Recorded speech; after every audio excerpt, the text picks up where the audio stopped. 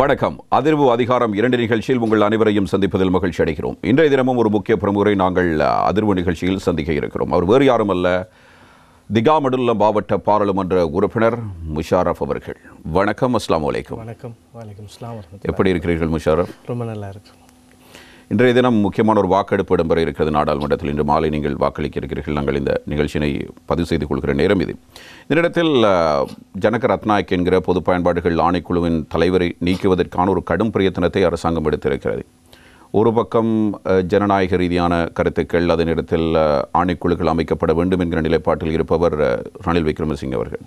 அவருடைய அரசாங்கத்தில் இவ்வாறு ஒரு ஆணைக்குழுவினுடைய உறுப்பினரை, ஒரு தலைவரை நீக்குவது பொருத்தமான விடயமாக நீங்கள் பார்க்கிறீர்களா?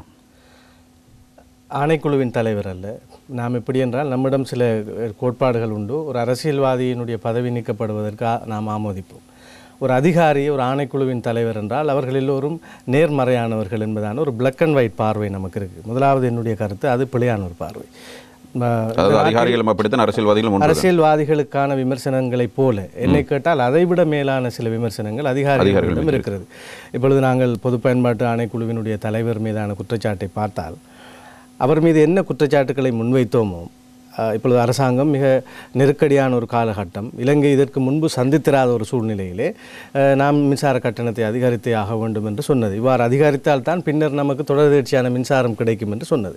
அன்றைய காலகட்டத்தில் அரசாங்கத்திற்கு மாறாக இவர் ஒரு ஜனரஞ்சகமான ஒரு மக்கள் ஆதரவை பெறுகின்ற வகையிலே ஒரு அரசியல்வாதி போன்றுதான் உண்மையிலே செயற்பட்டார். அப்படி கூட்ட தேவையிலே மின்சார கட்டணத்தை அதிகரித்து மக்களினுடைய சுமைகளை நீங்கள் கூட்ட வேண்டாம் என்று அது மக்கள் தரப்பிலிருந்து பார்க்கிற போது எங்களுக்காக பேசுகிறார் என்பதாக தெரியும். ஆனால் பிராக்டிக்கலாக அன்றிருந்த நிலைமை, அன்று மின்சார கட்டணம் அதிகரிக்கப்படாமல் இருந்தால் இப்போது உங்களுக்கு தெரியும், எல்லா பொருட்களினுடைய விலையும் குறைகிறது. வருகிற மாதத்தில் மின்சாரம் பாதி அளவு குறைவதற்கான ஏற்பாடுகள் நடக்கிறது.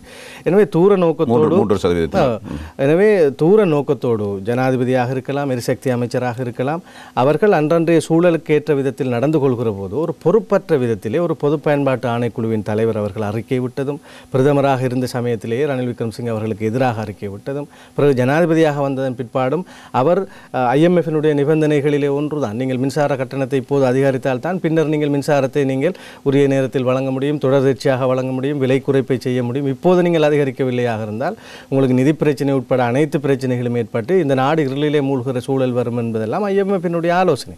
எனவே சர்வதேச நாணய நிதியத்திலும் ஒப்பந்தம் செய்திருக்கிறோம். எங்களுடைய நாட்டை மீட்டெடுப்பதற்கு அதுதான் ஒரு வழி என்பதை எல்லோரும் ஒத்துக்கொண்டிருக்கிறோம்.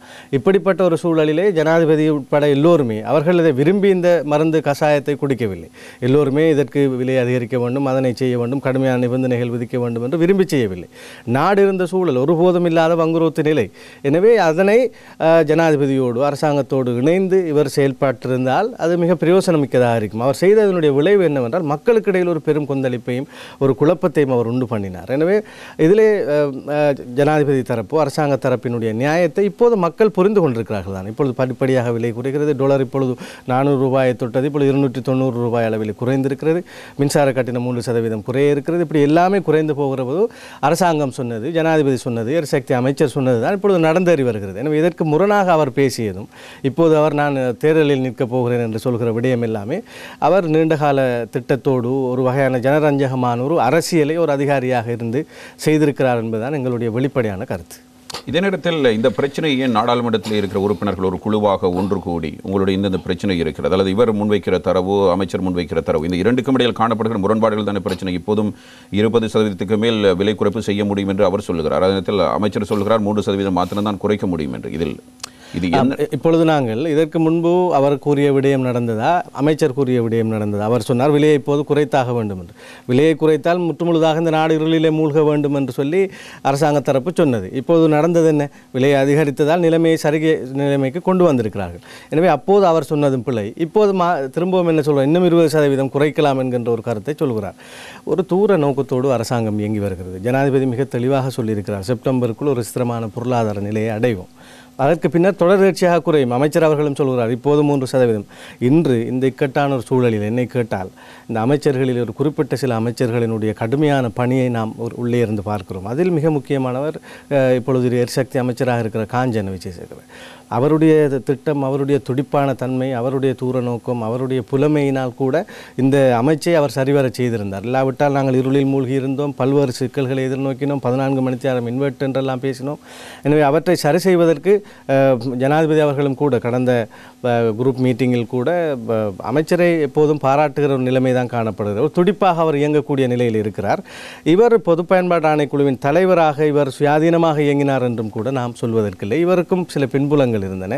இந்த விடயத்திலே ஒரு ஜனரஞ்சகமான ஒருவராக தன்னை காண்பிக்க வேண்டிய ஒரு தூர நோக்குடன் கூடியதான சில உள்நோக்கம் இருந்ததையும் எங்களால் புரிந்து கொள்ள முடிந்தது. அது இப்பொழுது பட்டாவர்த்தனமாக வெளிவந்தது. இல்லை, அது தொடர்பான விமர்சனங்களும் இருந்தன. எமக்கும் அந்த பார்வை இருந்தது, இல்லை என்று சொல்லவில்லை. ஆனாலும் இப்பொழுது இன்றைய தினம் நாடாளுமன்றத்தில் இடம்பெறுகின்ற இந்த வாக்கெடுப்புக்கு பிறகு எதிர்வரும் காலங்களிலும் ஆணைக்குழுக்களுக்கான தலைவர்கள், உறுப்பினர்கள் இவ்வாறு நியமிக்கப்படுகின்ற பொழுது அவர்களை இவ்வாறு பதவி நீக்கம் செய்வார்களாக இருந்தால் அதற்கான ஒரு முன்மாதிரியான விடயமாக இது மாறிவிடும். இல்லை, பதவி நீக்கம் பதவி நீக்கம் யார் செய்யப்படுகிறார்? எல்லா ஆணைக்குழுவின் தலைவர்களும் பதவி நீக்கம் செய்யப்படுகிறார்களா? இல்லையே. ஆணைக்குழுவின் தலைவர், நீங்கள் ஆணைக்குழுவின் தலைவராக இருங்கள். நீங்கள் ஒரு அரசியல்வாதியாக சேர்ப்பார். அவர்கள் பாராளுமன்ற உறுப்பினர்களை விமர்சிப்பது, அரசியல்வாதிகளை விமர்சிப்பது என்று அவருடைய நடவடிக்கைகளை நீங்கள் பார்த்தால் ஒரு ஸ்டண்ட் மாஸ்டர் மாதிரி தான் எங்களுக்கு தோன்றியது. எனவே இவர் ஒரு பொது பயன்பாட்டு ஆணைக்குழுவின் தலைவராக அவர் ஏற்றுக்கொள்ளக்கூடிய எந்த ஒரு முகாந்திரமும் அவருடைய செயற்பாட்டிலே இல்லை. அப்படிப்பட்டவர்கள் அவர்கள் யாராக இருந்தாலும் அவரை நீக்குவதற்கான அதிகாரம் பாராளுமன்றத்திற்கு இருக்கிறது. பிரேரணை கொண்டு வரப்பட்டு சாதாரண பெரும்பான்மை 113 ஆசனங்கள் பெற்றால் அவரை நாம் நீக்க முடியும். இது ஒரு படிப்பினை ஏனையவர்களுக்கும். அவர்கள் நேர்மையாக நடக்கிற போது அது நடக்காது. இப்பொழுது அரசாங்கத்திற்குள்ளும் பல தரப்பினர்கள் இருக்கிறார்கள், பல பிரிவினர்கள் இருக்கிறார்கள். எல்லோரும் இந்த விடயத்திலே மிக தெளிவான பார்வையுடன் தான் அவருக்கு எதிரான இந்த பிரேரணையில் இன்று வாக்களிக்க இருக்கிறார்கள். அப்படி இல்லாமல் அவர் மக்களுக்கு ஆதரவாக செயற்பட்டார் என்று கருதி கொள்ள முடியும். மக்களுக்கு ஆதரவாக எப்பொழுது செயற்பட்டார்? மக்களுக்கு ஆதரவான கருத்துக்கள் நாங்கள் இந்த நாட்டிலே புரிந்து கொள்ள வேண்டிய விடயம் தான் இது. இப்பொழுது ஜனாதிபதி அவர்களும் எரிசக்தி அமைச்சரும் சொன்ன விடயம் பிழைத்து போய் இன்று நிலைமை மாறி இருந்தால் அவர் சரியானவராக இருப்பார், அரசாங்கம் பிழையாக இருக்கும். இன்று பொருளாதாரம் சீர் செய்யப்பட்டிருக்கிறது, மின்சக்தி ஒழுங்காக வழங்கப்படுகிறது, இன்னும் குறைக்கப்பட வாய்ப்பு இருக்கிறது என்றால் அரசாங்கம் தூர நோக்கத்தோடு இயங்கிய அந்த விடயத்தை ஒன்று புரிந்து கொள்ளாமல் இவர் மிக பிழையாக நடந்து கொண்டார், அல்லது உள்நோக்கத்தோடு ஒரு ஜனரஞ்சகமாக இவர் தன்னை ஹீரோவாக மாற்ற முயற்சித்தார். இதுதான் உண்மையான விடயம். இதில் நாம் அதிகம் தர்க்கிக்க வேண்டியதில்லை என்பது என்னுடைய கருத்து. நீங்கள் இந்த பிரேரணைக்கு ஆதரவாக வாக்களிக்க இருக்கிறீர்கள். அரசாங்கத்துக்கு சவாலாக இல்லை அந்த வாக்கெடுப்பு? எதிர்க்கட்சிகள் அனைத்தும் ஓரணியில் திரண்டு இருக்கின்றன. எதிர்க்கட்சிகள் ஓரணியில் திரண்டும் 120க்கும் மேற்பட்ட ஆதரவு பாராளுமன்றத்திலே அரசாங்கத்துக்கு எப்போதும் இருக்கிறது. அதிலே இருவர் வெளிநாடுகளுக்கு சென்றிருக்கிறார்கள் என்றால் மொட்டு கட்சிக்குள்ளுக்கும் இதில் குழப்பம் இருப்பதாக சொல்லப்படுகிறது. மக்கள் ஊடகங்களிலே நாங்கள் பார்க்கிற பல செய்திகளை நாங்கள் ஒரு வேடிக்கையாக சில இடங்களில் பார்ப்பதுண்டு. ஏனென்றால் இந்த ஒரு உண்மையான ஒரு அர்த்தமில்லாத நிலையிலே சில விமர்சனங்கள் முன்வைக்கப்படுகின்றது. கடந்த வாரங்கள் முழுவதும் பார்த்தால் மஹிந்த ராஜபக்ச அவர்களுக்கு பிரதம மந்திரி கொடுப்பதற்காக வேண்டி செக்யூரிட்டி டைட் ஆக்கப்பட்டிருக்கிறது. அவர் கேட்கின்றார் மொட்டுக்குள் பிரச்சனை, இப்படியெல்லாம் இங்கே வெளியில் சொல்லப்படுகிற விஷயங்கள் ஒன்றும் பாராளுமன்றத்திற்குள் இல்லை. ஜனாதிபதியினுடைய தூர நோக்கமான செயற்பாடு தான் இந்த நாட்டிலே தற்போது மிக பொருத்தமானது என்பதை அரசாங்கத்திற்குள் இருக்கின்ற பங்காளி கட்சிகள் எல்லாமே புரிந்து கொண்டு ஒரு உடன்படிக்கையோடு தான் சென்று கொண்டிருக்கிறார்கள். வெளியில் சொல்லப்படுகிற அளவுக்கான விமர்சனங்கள் உள்ளே இல்லை என்பது என்னுடைய கருத்து. நான் இருந்து பார்க்கிற போது புரிந்து கொள்ளக்கூடியதாக இருக்கிறது. அது மாத்திரமல்லாமல் எதிரணியிலே இருக்கின்ற பலரும் கூட ஜனாதிபதியுடன் ரகசியமான ஒரு உடன்படிக்கையிலே பேச்சுவார்த்தைகள் தான் இருக்கிறார்கள். அப்படித்தான் கூறிக்கொண்டிருக்கிறார்கள். ஆனால் ஒருவரும் வரவில்லை என்று சிலர் கேட்கக்கூடும். ஆனால் பொருத்தமான ஒரு தருணத்திலே வந்து இணைந்து கொள்வதற்காக அவர்கள் பார்த்து கொண்டிருப்பது போல் தான் தெரிகிறது. இந்த நாட்டினுடைய பொருளாதாரம் செப்டம்பரிலே சீரடையும் என்று சொல்கிறார் ஜனாதிபதி. வருகிற செப்டம்பரில் சீரடைய வேண்டுமாக இருந்தால் பாராளுமன்ற உறுப்பினரை கடன் மறுசீரமைப்பு சரியான முறையில் மேற்கொள்ளப்பட்டு சர்ச்சைக்குரிய விவகாரம் உள்நாட்டு கடன் மறுசீரமைப்பு எப்படி செய்வது என்பது. கடன் மறுசீரமைப்புக்கு அனைத்து அரசியல் கட்சிகளினுடைய கலந்து ஆலோசித்து சரியான மறுசீரமைப்பை செய்வதாக ஜனாதிபதி இப்பொழுது அதற்குரிய வேலை திட்டங்களில் ஈடுபடுகிறார். அதனை சேமிப்புகளில் இருக்கிற பண முதலீட்டில் ஊழியர் சேமலாப நிதியம் வெற்றிகரமாக செய்ய முடியும் என்று நம்புகிறார். அதனை செய்து முடிந்ததன் பிற்பாடு ஒரு ஸ்திரமான நிலைமைக்கு கொண்டு வர முடியும் என்று நம்புகிறார்.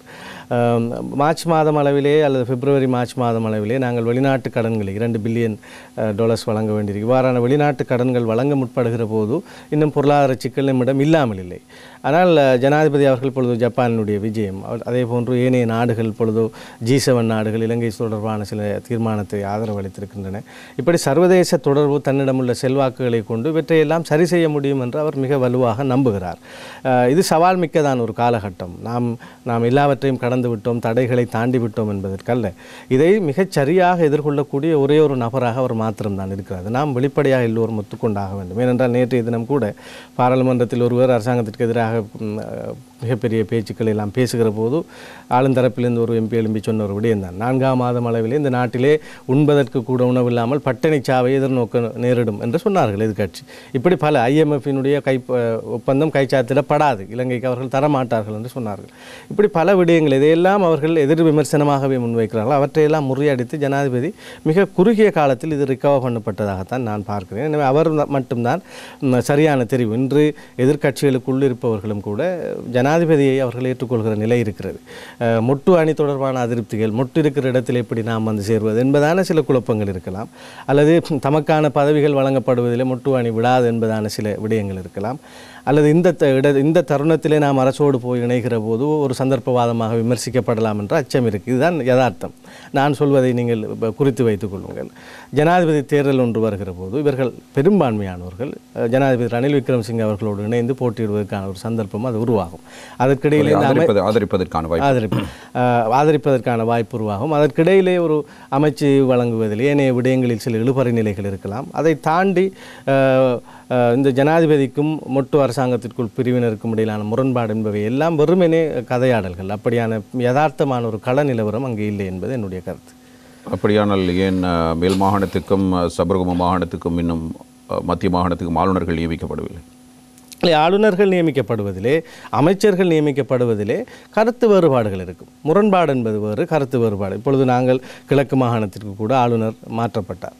கிழக்கு மாகாணத்தில் உள்ள அனைத்து பாராளுமன்ற உறுப்பினர்களும் ஜனாதிபதியிடம் வேண்டுகோள் விடுத்தோம், எங்களுடைய ஆளுநராக இருந்த அனுராதை ஹம்பத்தை மாற்றுங்கள் என்று. ஏனென்றால் அவர் உண்மையிலே ஒரு ஆளுநராக பணிபுரியக்கூடிய ஒரு ஆளுமை படைத்தவராக இருக்கவில்லை. அவர் வேறு வகையான விடயங்களில் தான் அங்கு ஈடுபட்டு கொண்டிருந்தார். அது மாத்திரமல்லாமல் அவரை சுற்றி ஒரு சிறிய குழுக்களை வைத்துக்கொண்டு ஒரு மக்கள் பிரதிநிதிகளினூடான கோரிக்கைகள் பற்றியதான கரிசனை இல்லாமல் அது வேறு விதமான ஒரு ஆட்சி அங்கு நடந்தது. இனவாதத்தை முதன்மையாகவே அவர் நடாத்தி கொண்டிருந்தார். அதில் ஆச்சரியம் என்னவென்றால் மொட்டு கட்சியை சார்ந்த பாராளுமன்ற உறுப்பினர்கள் கூட அவருக்கு எதிரான ஒரு நிலைப்பாட்டில் இருந்தார்கள். எனவே ஜனாதிபதியிடம் வேண்டுகோள் விடுத்தோம். பலருடைய பெயர் பரிசீலிக்கப்பட்டு இப்பொழுது எங்களுடைய செந்தில் தொண்டமானவர்கள் கிழக்கு மாகாண ஆளுநராக நியமிக்கப்பட்டிருக்கிறார். இதே போன்ற ஏனைய பிரதேசங்களிலும் அந்த கோரிக்கைக்கு அமைவாகத்தான் அவர் ஆளுநர் நியமனங்கள் செய்து வருகிறார். முரண்பாடுகள் இருக்கும். இரண்டு வெவ்வேறுபட்ட முனைகளில் இருந்து சில கொள்கைகளுக்கு கூடாக ஒரு அரசியல் நடக்கிற போது முரண்பாடுகள் நிச்சயமாக இருக்கும். அந்த முரண்பாடுகள் களையப்படும் என்பது என்னுடைய அது ஒரு ஒரு பிரச்சனை என்பதாக எடுத்துக்கொள்ளப்படுவதை தான் நான் இங்கே அப்படி அல்ல என்று சொல்கிறேன். முரண்பாடுகள் இருக்கும், கருத்து வேறுபாடுகள் இருக்கும். இப்போ 10 அமைச்சர்கள், கேபினெட் அமைச்சர்கள் நியமிக்கப்பட வேண்டும் என்று பொதுஜன பெரமுன பிரதான கட்சி அரசாங்கத்தின் அவர்கள் ஏற்கனவே சமர்ப்பித்திருந்தார்கள் ஒரு பட்டியலை. ஏனையவர்கள் உள்ளே வருவதற்கான சில ஆவலை காண்பித்த போது கூட அவர்களுக்கு எப்படி வழங்குவது, இதில் யாரை தவிர்ப்பது என்பதான சில பிரச்சனை. அதனால் தான் இன்றும் கேபினெட் ஏனைய அமைச்சுகள் வழங்கப்படவில்லை என்று நான் அறிகின்றேன். இது முரண்பாடுகள், இது களையப்பட வேண்டிய விஷயங்கள். இது தனியே ஒரு கட்சி ஆட்சி அமைக்கிற போது கூட யாருக்கு எதனை வழங்குவது என்பதிலே வருகிற பிரச்சனைகள் தான். அது நாட்டிலே ஒரு குழப்பத்தை உண்டு பண்ணுகிற, அரசாங்கத்திற்குள் ஒரு பெரிய பிளவை உண்டு பண்ணுகிற அளவிற்கு இல்லை என்பதுதான் என்னுடைய கருத்து. செந்தில் தொண்டமானுடைய ஆளுநர் நியமனத்தை நீங்கள் வரவேற்கிறீர்களா அல்லது அதிலும் உங்களுக்கு ஏதேனும் கருத்து முரண்பாடுகள் இருக்கிறது? அவரை வரவேற்கின்ற அவர் ஒரு பொருத்தமானவர், ஆளுமையான ஒரு ஆளுநர். ஒரு சிறுபான்மை சமூகத்தை சார்ந்த ஒருவர் நியமிக்கப்பட்டதிலே எனக்கு மிக சந்தோஷம். அதை விட அவர் அறிவார்ந்து பிரச்சனைகள் அணுகக்கூடிய ஒரு இனவாதமற்ற ஒரு பார்வை கொண்ட ஒருவராக நான் அவரை பார்க்கிறேன். எனவே அவரை நியமித்ததில் தவறு ஏதுமில்லை. நான் நினைக்கின்றேன் அவருடைய நியமனத்திற்கு பிறகு ஒரு குரல் வெளியே வந்தது. கிழக்கு மாகாணம், அம்பாறை மாவட்டம், ஏனைய பிரதேசங்களிலெல்லாம் இலங்கையிலே ஒரு முஸ்லீம்கள் செறிந்து வாழ்கிற ஒரு மாகாணமாக இருக்கிறது கிழக்கு மாகாணம். இந்த கிழக்கு மாகாணத்திலே ஒரு முஸ்லீம் ஆளுநரை கொண்டு வர எந்த ஒரு முயற்சியும் செய்யப்படவில்லை, அல்லது ஜனாதிபதி நியமிக்கவில்லை, அல்லது முஸ்லீம்கள் கோரிக்கை விடுக்கவில்லை என்பதான கருத்து. முஸ்லீம் ஆளுநர் நியமிக்கப்பட்டிருந்தால் மகிழ்ச்சியாக சந்தோஷமாக ஏற்றுக்கொள்ள வேண்டிய ஒரு விடயம்தான்.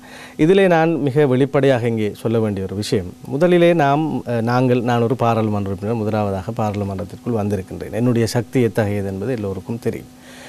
எமது கட்சி தலைமைகள் முஸ்லிம் அரசியல் நிலைப்பாடுகள் இதுவரை காலமும் அரசாங்கத்தோடு இருந்து அமைச்சர்களாக இருந்து பலம் பொருந்திய சக்திகளாக இருந்த போதெல்லாம் ஒரு ஆளுநரை தங்களுடைய கட்சி சார்பாக நியமிப்பதற்கு அக்கறை காண்பித்தார்களா என்று நீங்கள் பார்க்க வேண்டும்.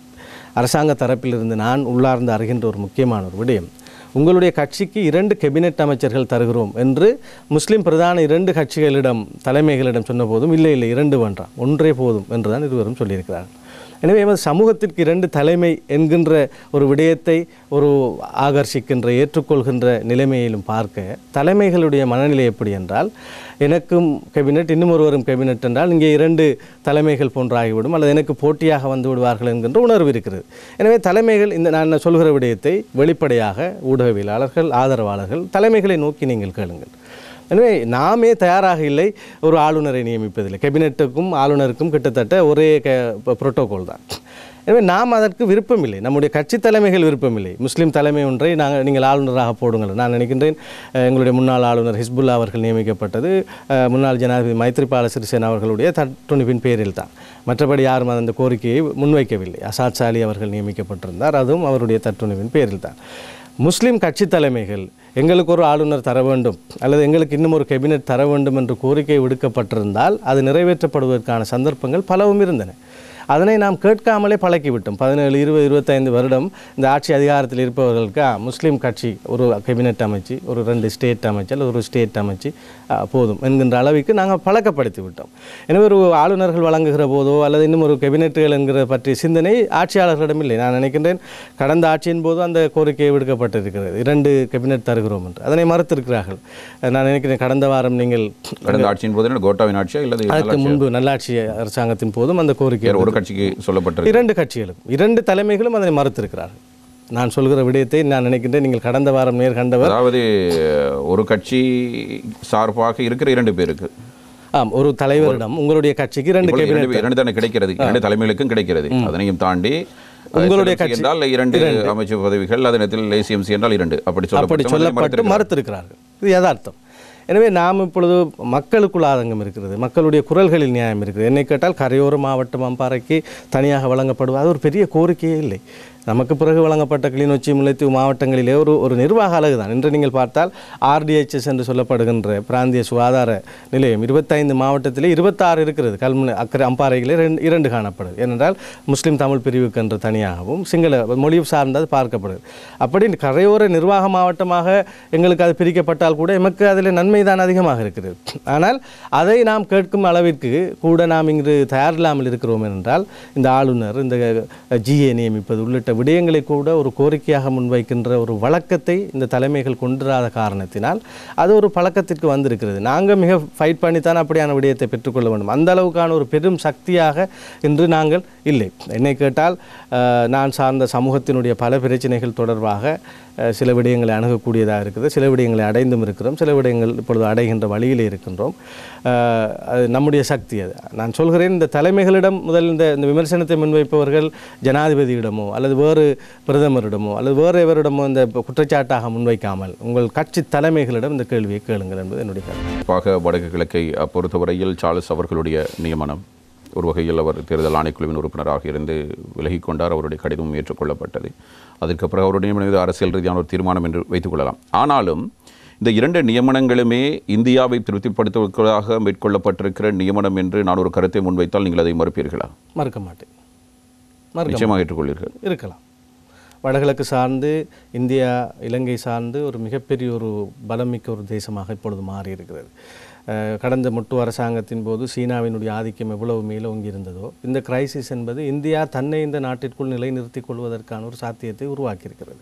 இந்தியா இதை ஆணையாக இட்டு அதனை ஜனாதிபதி அவர்கள் ஏற்றுக்கொண்டிருக்கிறார் என்றால் அதிலே மறுப்பதற்கு ஒன்றுமே இல்லை. அவர்களுடைய புவிசார் அரசியல், ஜியோ பொலிட்டிக்ஸ் என்கின்ற எல்லா கொள்கை திட்டமிடல்களோடு தமிழ் அரசியல் நகர்ந்து கொண்டிருக்கிறது. நாம் எங்கிருக்கிறோம் என்பதை நாம் கேள்வியாக கேட்க வேண்டும். அதாவது இது நாட்டினுடைய இருப்புக்கும் இறைமைக்கும் குந்தகத்தை ஏற்படுத்தாத ஒரு காலத்தில் இல்லை, நாட்டுக்கு அப்படி நாம் சொல்வதற்கல்ல. நாங்கள் இன்று தனித்து வாழ முடியாது. இலங்கை போன்ற ஒரு சிறு தேசம் இன்னும் ஒரு தேசத்தோடு இணைந்து நாம் பயணிப்பது தான் அரசியல். உண்மையாக இந்தியா நமக்கு வழங்கிய சலுகைகளை, உதவிகளை யாரும் மறுப்பதற்கில்லை. இன்று நாங்கள் நம்முடைய நாட்டினுடைய நிலைமை இந்த அளவிற்கு இருக்கிறது என்றால் கிட்டத்தட்ட $2.9 பில்லியன் இந்த IMF தருவதாக வாக்குறுதி அளித்து இப்பொழுது முழுவதுமாக கிடைக்கவும் இல்லை. ஆனால் இதுவரையில் $3.9 பில்லியன் அதிகமான உதவிகளை இந்தியா செய்து கொண்டிருக்கு. இன்றும் கூட மருந்து உட்பட பல விடயங்கள் அவர்களிடம் வந்து கொண்டிருக்கின்றன. எனவே இந்தியா நம்முடைய மூச்சு இல்லாமல் நாங்கள் திணறிய போது மூச்சு கொடுத்தது ஒரு இந்தியா. ஒரு அயல் தேசமாக அவர்களிடம் எங்களுக்கான ஒரு சில அரசியல் ரீதியான பூகோள ரீதியான தேவைப்பாடுகள் இருந்த போதும் கூட எமக்கு கை கொடுக்கின்ற ஒரு முதல் நாடாக அது இருக்கிறது. எனவே இந்தியா நம்மை இறைமையை பாதிக்கும் என்றெல்லாம் நாம் சிந்திக்க போனோமாக இருந்தால் உலகத்திலே எந்த நாடும் இன்னும் ஒரு நாட்டோடு இணைந்து ஒரு அரசியல் செய்ய இன்று உலகம் இது இந்த குளோபலைசேஷன் உலகத்திலே நாங்கள் ஒரு நாடு இன்னும் ஒன்றில் தங்கி இருக்கக்கூடிய இணைந்து செயற்படக்கூடிய என்று பார்த்தீர்களா தனி நாடாக ஒன்றுமே இயங்கவில்லை. G7 நாடுகள் இருக்கிறது, அதே போன்று பிரிக்ஸ் கூட்டமைப்பு உருவாகி இருக்கிறது, காமன்வெல்த் இப்படி கூட்டமைப்புகளாக சேர்ந்து இயங்குகிற ஒரு நிலைமை காணப்படுகிறதோ எமக்கு அயல் நாடான நண்பனாக நாம் இந்தியாவை பார்ப்பதில் தவறில்லை என்பதும் என்னுடைய கருத்து. முஸ்லீம் சமூகமாக எங்களிடம் கோரிக்கை இருக்கிறது. இந்தியா நீங்கள் வடக்கு கிழக்கு அதில் நீங்கள் கரிசனை காண்பிக்கிறீர்கள், மலையகத்திலே கரிசனை காண்பிக்கிறீர்கள், எல்லாம் நல்ல விடயம்தான். இங்கிருக்கிற முஸ்லீம் சமூகம் தொடர்பாக உங்களுடைய நிலைப்பாடுகளை தெளிவாக நீங்கள் சொல்ல வேண்டும் என்கின்ற கோரிக்கை நம்மிடம் இருக்கிறது. அவர்களுடைய நிலைப்பாடு நமக்கு தெரியாது, அந்த நிலைப்பாடு அறிந்து கொள்ளப்பட வேண்டும். வடகிழக்கு அதாவது இந்திய இலங்கை ஒப்பந்தம் நடந்த 87களிலே இங்குள்ள முஸ்லிம்கள் சம்பந்தமான இந்த ஒரு கரிசனை மற்றுத்தான் அது நடந்தேறியது. அதற்கு அன்றைய தினம் 87களிலே சரியான ஒரு முஸ்லீம் அரசியல் தளம் இருக்கவில்லை. அஷ்ரப் சார் அவர்கள் பின்னால் உருவாகினார், 89களில் தான் சொல்ல வேண்டும் நான். ஆனால் பின்னைய காலகட்டத்திலே இந்தியாவையும் நம்முடைய அரசியலிலே மிக முக்கியமான முஸ்லிம்களுடைய அரசியலுக்கும் ஒன்று தேர்தலில் SLMC போட்டியிட்டது. நான் சொல்கிறேன் 89 தான் அவர் பாராளுமன்றத்தில் வரவில்லை. என்னை கேட்டால் இப்போ இந்தியாவுக்கு அதுக்கு பின்னர் வந்த தலைமைகள் அயல் நாடுகளுடனான உறவுகள் எனக்கு பெருங்குற்றச்சாட்டுகள் இருக்கின்றது. OIC என்று சொல்லப்படுகின்ற ஆர்கனைசேஷன் அவர்கள் நெருக்கமான உறவை தான் பேணி வருகிறார்கள். அந்த நெருக்கமான உறவு என்பது தனிப்பட்ட நலனுக்காகவா, கட்சி நலனுக்காகவா, சமூக நலனுக்காக இல்லை, அந்த கேள்விகள் இருக்கின்றன. நான் மறுப்பதற்கு அவ்வாறான கேள்விகள் இருக்கின்றன. நானும் ஊடகத்துறையில் இருந்து வந்தவன். அவர் மீதான உண்மையிலே நான் முஸ்லீம் காங்கிரஸினுடைய தலைமையை பற்றி சொல்ல போனார். மொழிப்புலமையிலிருந்து இன்று இருக்கின்ற பாராளுமன்ற உறுப்பினர்களிலே பல்வேறுபட்ட ஒரு ஆளுமை திறன் கொண்டதான ஒரு தலைமையாக, அதிலே ஒரு தலைமையாக சில அரசியல் நாகரிகம் கொண்டவராக நான் உள்ளே சென்று பார்த்ததுன்னு சொல்கிறேன். அவரை நான் பார்க்கின்றேன். ஆனால் இந்த இந்தியாவினுடைய நிலைப்பாடு, இந்தியாவிடம் அவருக்கு இருக்கின்ற உறவு, இந்தியாவினுடைய உறவு கொண்டு அவர் சமூகம் சார்ந்து இயங்குகிறாரா, தனிப்பட்டு இயங்குகிறாரா, அது என்ன தேவைக்காக அந்த இந்தியாவுடன் உறவை வைத்து கொண்டிருக்கிறார் என்பது தொடர்பான ஒரு வெளிப்படை தன்மையை நான் அவரிடம் எதிர்பார்க்கின்றேன். நான் நிறைய பேரிடம் பேசுகிற போதும் மீடியாவில் இருக்கிற ராஜேந்திர ரீதியான விடயங்களை வெளிப்படுத்தி விட முடியுமா? ராஜதந்திர அல்ல. இப்பொழுது தமிழ் கட்சிகள் TNA போன்றவை இந்தியாவுடன் சென்று பேசுகிறார்கள், தங்களுடைய பிரச்சனைகளை பேசுகிறார்கள், இதனை தீர்ப்பதற்கான வழிகளை தேடுகிறார்கள். முஸ்லீம் சமூகமாக உங்களுக்கு நல்ல நெருக்கமான உறவு இந்தியாவோடு இருக்கிறது என்றால் அந்த உறவினூடாக நீங்கள் எடுத்துச் சொல்கிற விடயம் என்ன? இப்பொழுது பேசுகிறீர்கள். இப்போ வடகிழக்கு இணைப்பு பற்றி நான் அறிந்த வகையிலே வடகிழக்கு இணைப்பை இந்தியாவும் விரும்புகிறது என்றால் இந்தியாவோடு இவர் நெருக்கமாக இருக்கிறார் என்றால் இவரும் ஆதரிக்கிறார் என்பதுதான் அங்கே குற்றச்சாட்டு. அந்த சந்தேக பார்வை அம்பாறையில் நிறையவே இருக்கு. அவர் ஒரு விடயத்தை தெளிவுபடுத்தியிருந்தார். நான் நினைக்கிறேன் ஒரு 2 மாத காலத்துக்கு முன் இந்த சுதந்திர தினத்துக்கு முன்பாக ஒரு பிரச்சனைக்கு ஒரு தீர்வு கண்டு விடலாம் என்ற நம்பிக்கை ஜனாதிபதி ஏற்படுத்தியிருந்தார் அல்லவா? பொது சொல்லியிருந்தார், ஒரு இனத்துக்கு அவர்களுக்கு கிடைக்கின்ற அந்த தீர்வு விடயத்திலே இடையிலே நாங்கள் நுழைந்து அதனை நான் மிக காட்டமாக எதிர்க்கிறேன். அதாவது வடகிழக்கு இணைய வேண்டும் என்பது அவர்களுடைய விருப்பம், அதனை சொல்வதற்கான உரிமை இருக்கிறது. நீங்கள் அப்படி சொல்ல முடியாது என்று நாம் அவர்களுக்கிடம் சண்டை போட முடியாது. வடகிழக்கு இணைக்க முடியாது என்பது எங்களுடைய விருப்பம், அதை நாம் சொல்வதற்கான உரிமை நமக்கு இருக்குது, அவர்கள் ஏற்றுக்கொள்ள வேண்டும். அவர்களுடைய விருப்பத்தை உரிமையை சொல்லுவதற்கு தயக்கம் இல்லாமல் இவர்கள் வடகிழக்கை இணைப்பதை விரும்பவில்லையே, நாம் இப்படி சொல்வது என்று அவர்கள் சிந்திக்கிறார்களா? இணைந்த வடகிழக்கில் நான் முதலமைச்சர் ஆவன் ஒருவர் சொல்கிறார், வடக்கு கிழக்கு இணைக்கப்பட வேண்டும் என்று அவர்கள் மிக வலுவாக. ஒருவேளை முஷாரஃப் உங்களுக்கும் தெரியும் நமக்கும் தெரியும், எப்படியும் வடக்கு கிழக்கு இணைய போவதில்லை. அதை எப்படி நீங்கள் சொல்வீர்கள்? ஒருபோதும் இணைய போவதில்லை. அப்படி அதனை இந்தியாவும் விரும்ப போவதில்லை. அரசியல் நிலைப்பாடு என்பது அதுவல்ல, அது இணைய போறல. நாம நம்ம பாடல இது நீங்கள் முஸ்லீம் காங்கிரஸ் தலைவர்களுடைய கருத்தும் இப்படித்தான், அது நடக்க போறல, அவங்களோட பாட்டில் கேட்குறாங்க, நாம சும்மா இருப்போம். அப்படி இல்லை, நான் சொல்கிறேன், எங்களுடைய இருத்தல் இதுதான். எங்களுடைய முஸ்லீம் சமஷ்டி என்று ஒரு விடயம் இருக்கிறது. இப்போ சமஷ்டி பற்றி பேசுகிறோம், முஸ்லீம் சமஷ்டி என்றும் கூடுகின்ற கொள்கை இருக்கிறது. MHM அஷ்ரப் வடகிழக்கு இணைந்திருந்த போது தனி அழகு பற்றி பேசியிருந்தார். ஆனால் வடகிழக்கு இணைக்கப்பட்ட சூழலில் தான் இந்த தனி அழகு பற்றிய பேச்சுவார்த்தை இருந்தது. அது இணைக்கப்படாமல் இருக்க வேண்டும் என்பதுதான் எங்களுடைய பெருவிருப்பாக இருந்தது. இணைந்த வடகிழக்கில் நாம் இருந்திருக்கிறோம், ரெண்டும் பிரிந்திருந்த சூழலிலே நாம் இருந்திருக்கிறோம். எனவே அரசியல் அதிகாரத்தை நாம் எவ்வளவு தூரம் பெற்றிருந்தோம் இழந்திருந்தோம் என்ற அனுபவம் இருக்கிறது. 17% வடகிழக்கு இணைக்கிற போது முஸ்லீம்கள் சிறுபான்மைக்குள் சிறுபான்மையாக மாறுகிற போது எங்களுடைய நிலைமை என்ன? கிழக்கு தனியாக ஒரு முதலமைச்சரை கூட கொண்டு வரக்கூடிய, கிழக்கில் பெரும்பான்மையாக நாம் இருக்கிற போது அதனை ஏன் விட்டுக் கொடுக்க வேண்டும் என்ற நியாயமான கேள்விகள் இருக்கின்றன. 9 மாகாணங்கள் எங்களுக்கான ஒரு தனி மாகாணம் என்று நீங்கள் ஆளுநரே முஸ்லீம் நியமிக்கப்படவில்லை என்பது எப்படி வருகிறது? தனியான கிழக்கு மாகாணம் என்பது முஸ்லீம்கள் செறிந்து வாழ்கிற இடம் என்பதனால் வடகிழக்கு இணைக்கப்பட்டால் அந்த கோரிக்கையும் அந்த எதிர்ப்பு கோஷமும் கூட வரமாட்டாது. எனவே வடகிழக்கு இணைப்பு என்பதை விட வடகிழக்கு பிரிந்திருப்பதில் தான் நமக்கான நலன் இருக்கிறது என்பதிலே கிழக்கு வாழ்கின்ற முஸ்லீம்கள் தெளிவாக இருக்கிறோம். நாம் அதனை சொல்வதில் உங்களுக்கு என்ன தயக்கம் என்பதுதான் அவர் மீதான சந்தேகம் எனக்கு. அவர் இன்னும் வெளிப்படையாக பேச வேண்டும், அவர் சொல்ல வேண்டும். இப்பொழுதோ அவர்களுடைய விருப்பத்தை அவர்களால் சொல்ல முடியும் என்றால் ஏன் நம்முடைய விருப்பத்தை நம்மால் சொல்ல முடியாது? அல்லது இணையட்டும் என்றாவது சொல்லட்டும், வடகிழக்கு இணைவதைத்தான் நான் விரும்புகிறேன் என்றாவது சொல்லட்டும். அவர்களுடைய கருத்தை சொல்கிறார்கள், நாம் ஏன் நம்முடைய கருத்தை? இப்போ இது ஒரு சரியான ஒரு அரசியல் நிலைப்பாடு கொண்ட ஒருவருடைய கருத்தல் என்பது என்னுடைய கருத்து. அது நடக்கிறது, நடக்காமல் இருக்கு, நடக்க மாட்டாது என்றும் நாம் சொல்வதற்கில்லை. 87 அவ்வளவு எதிர்ப்புகளுக்கு மத்தியிலும் இந்திய இலங்கை ஒப்பந்தம் நடந்தது, 13ஆம் திருத்தம் நடந்தது. அதுபோன்று ஜே.ஆர். ஜெயவர்தன் அந்த ஆட்சியில் இருந்தார், என்று ரணில் விக்ரமசிங்கே ஆட்சியில் இருந்தார். ரணில் விக்ரமசிங்கேக்கு முதலாவதாக ஜனாதிபதி சந்தர்ப்பம் இப்பொழுது கிடைத்திருக்கிறது. பிரதமராக இருந்த ரணில் விக்ரமசிங்கே அவர்களை பார்த்தது வேறு. நாம் இப்பொழுது ஜனாதிபதியாக அவருடைய நிர்வாக நிலைமைகளை பார்க்கிற போது அவருடைய நிலைமை வேறாக இருக்கிறது. நடக்க முடியாது என்று எதையும் சொல்ல முடியாது. எனவே நாங்கள் மிக அழுத்தமாகவும் மிகவும் கவனமாக இருக்கிறோம் இந்த வடகிழக்கு இணைப்பு போன்ற விடயங்களிலே. ஏனென்றால் உண்மையிலே கிழக்கு மாகாணத்திற்குள் பார்த்தால் நிறைய பிரச்சனைகள் தமிழ் முஸ்லீம் மக்களுக்கு இடையில் தீர்க்கப்பட வேண்டியிருக்கிறது. காணி ஒரு பிரச்சனைகளாக இருக்கலாம், ஏனைய விடயங்களாக இருக்கலாம், நிர்வாக ரீதியான விடயங்களாக இருக்கலாம். அவைகள் தீர்க்கப்பட முடியாத சூழல் இங்கு காணப்படுகிறது. ஒரு நல்ல ஒரு இணக்கப்பாட்டு நிலை அரசியல்வாதிகளுக்குள் உருவாக்கப்படவும் இல்லை. அங்கு இருக்கின்ற அதிகாரி மட்டத்திலும் கூட மிக குரோதமான மனநிலைகளை எதிர்கொண்டு வருகிறோம். காணி விவகாரங்களில் நாம் பல விடயங்களை சொல்ல முடியும். இப்படி இருக்கிற போது இதனை இணைத்தும் நாங்கள் விட்டு விடுவோம். அப்படி என்றால் இனப்பிரச்சனைக்கான தீர்வை காண்பதற்கு முன்பாக இந்த விடயங்களை உட்கார்ந்து பேசி ஒரு வரலாம். யார் செய்ய வேண்டும்? கட்சித் தலைவர்கள் செய்ய வேண்டும். நீங்கள் முன்னுரிமை அளிக்கலாம். நாம் நம்முடைய சக்திக்குட்பட்டு முயற்சி செய்கிறோம். நான் அதான் என்னுடைய கேள்வி மதுவாகத்தான். தலைமை பொறுப்பில் இருக்கிற நீங்கள் என்ன செய்கிறீர்கள்? ஏதாவது ஒரு சிற்றுண்டி மேசையிலிருந்து சாப்பிட்ட ஒரு ஃபோட்டோ ஒன்று பார்த்துருக்கோம் நாங்கள். அதே போன்று ஒரு கட்சியினுடைய வேட்புமனு நிராகரிக்கப்பட்டது தமிழ் தேசிய கூட்டமைப்பு என்பதற்காக ஸ்ரீலங்கா முஸ்லீம் காங்கிரஸினுடைய கிளை கட்சியாக இருக்கிற ஒரு கட்சியில் அவர்கள் போட்டியிடுகிறார்கள் என்கிற ஒரு புகைப்படத்தை நாம் பார்த்தோம். இப்படியான விடயங்கள் தேர்தல் மைய அரசியலில் நீங்கள் காண்பிக்கிற அக்கறை ஒரு சமூகத்தை இணைக்கிற விடயத்தில் காண்பிக்கவில்லை என்று நாம் நேற்றைய சண்முகாவினுடைய அபாய விவகாரம் கூட அது உண்மையாக அரசியல்வாதிகளால் இலகுவாக பேசி தீர்க்கப்பட்டிருக்க முடியும். எனவே சமூகத்துக்கு இடையில் ஒரு ஐக்கிய நிலைப்பாடு ஒன்று வந்திருக்கும். இன்று நீதிமன்றத்திலும் கூட பாடசாலை நிர்வாகம் அதனை ஏற்றுக்கொண்டு இருக்கிறது. அவர்கள் அணியலாம் என்று தெரிவித்திருக்கிறார்கள்.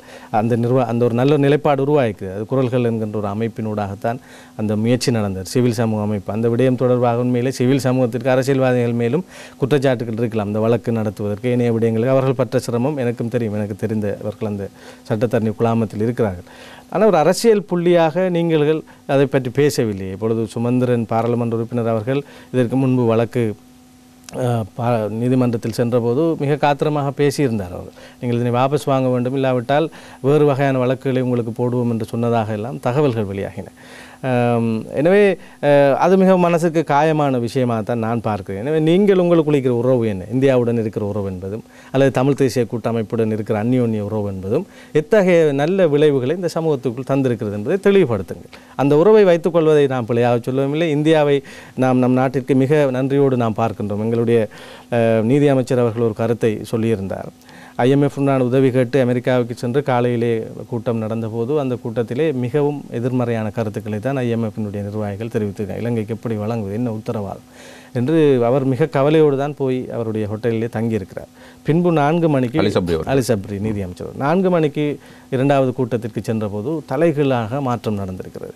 அங்கே இலங்கைக்கு வழங்க வேண்டும் என்பதில் அதிக அக்கறை காண்பித்தார்களாம். இந்த மெஜிக் எப்படி நடந்தது என்று பார்த்தபோது இந்தியாவினுடைய நிதியமைச்சர் நிர்மலா சீதாராமன் அவர்கள் அதற்கு 2 மணித்தியாலங்களுக்கு முன்பு IMF குழுவை சந்தித்து எப்போதும் நாம் பின்னிற்போம், தேவையான அனைத்து உதவிகளையும் நாம் இலங்கைக்கு வழங்குவோம் என்று அவர்கள் கொடுத்த உத்தரவின் பேரில் கிடைத்திருக்கிறது.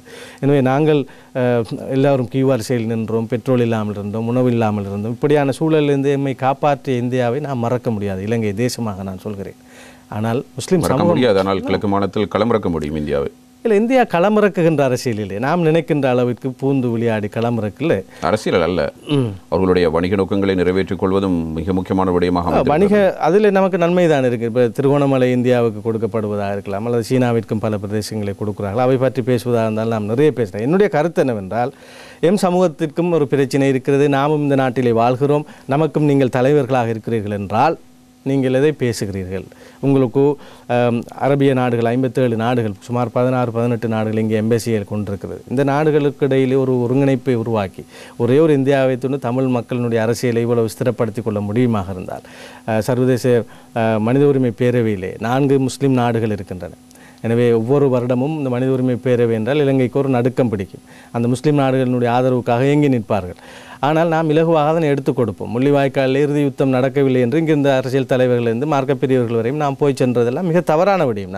நான் வெளிப்படையாக பேசுகிறேன். அதுபோல் நாங்கள் இந்த ஓஐசி நாடுகள் அரபிய நாடுகளுக்கு இடையிலான அந்த கூட்டமைப்பை கொண்டு எமது சமூகத்தினுடைய பொருளாதார விருத்திக்கோ அல்லது அரசியல் ரீதியாக இங்கே எதிரான நிலைப்பாடுகள் வருகிற போது ஒரு அழுத்தம் கொடுக்கிற சக்தியாக அவர்களை பயன்படுத்துவதற்கு நாம் என்ன செய்கிறோம் ஒரு கட்சியாக?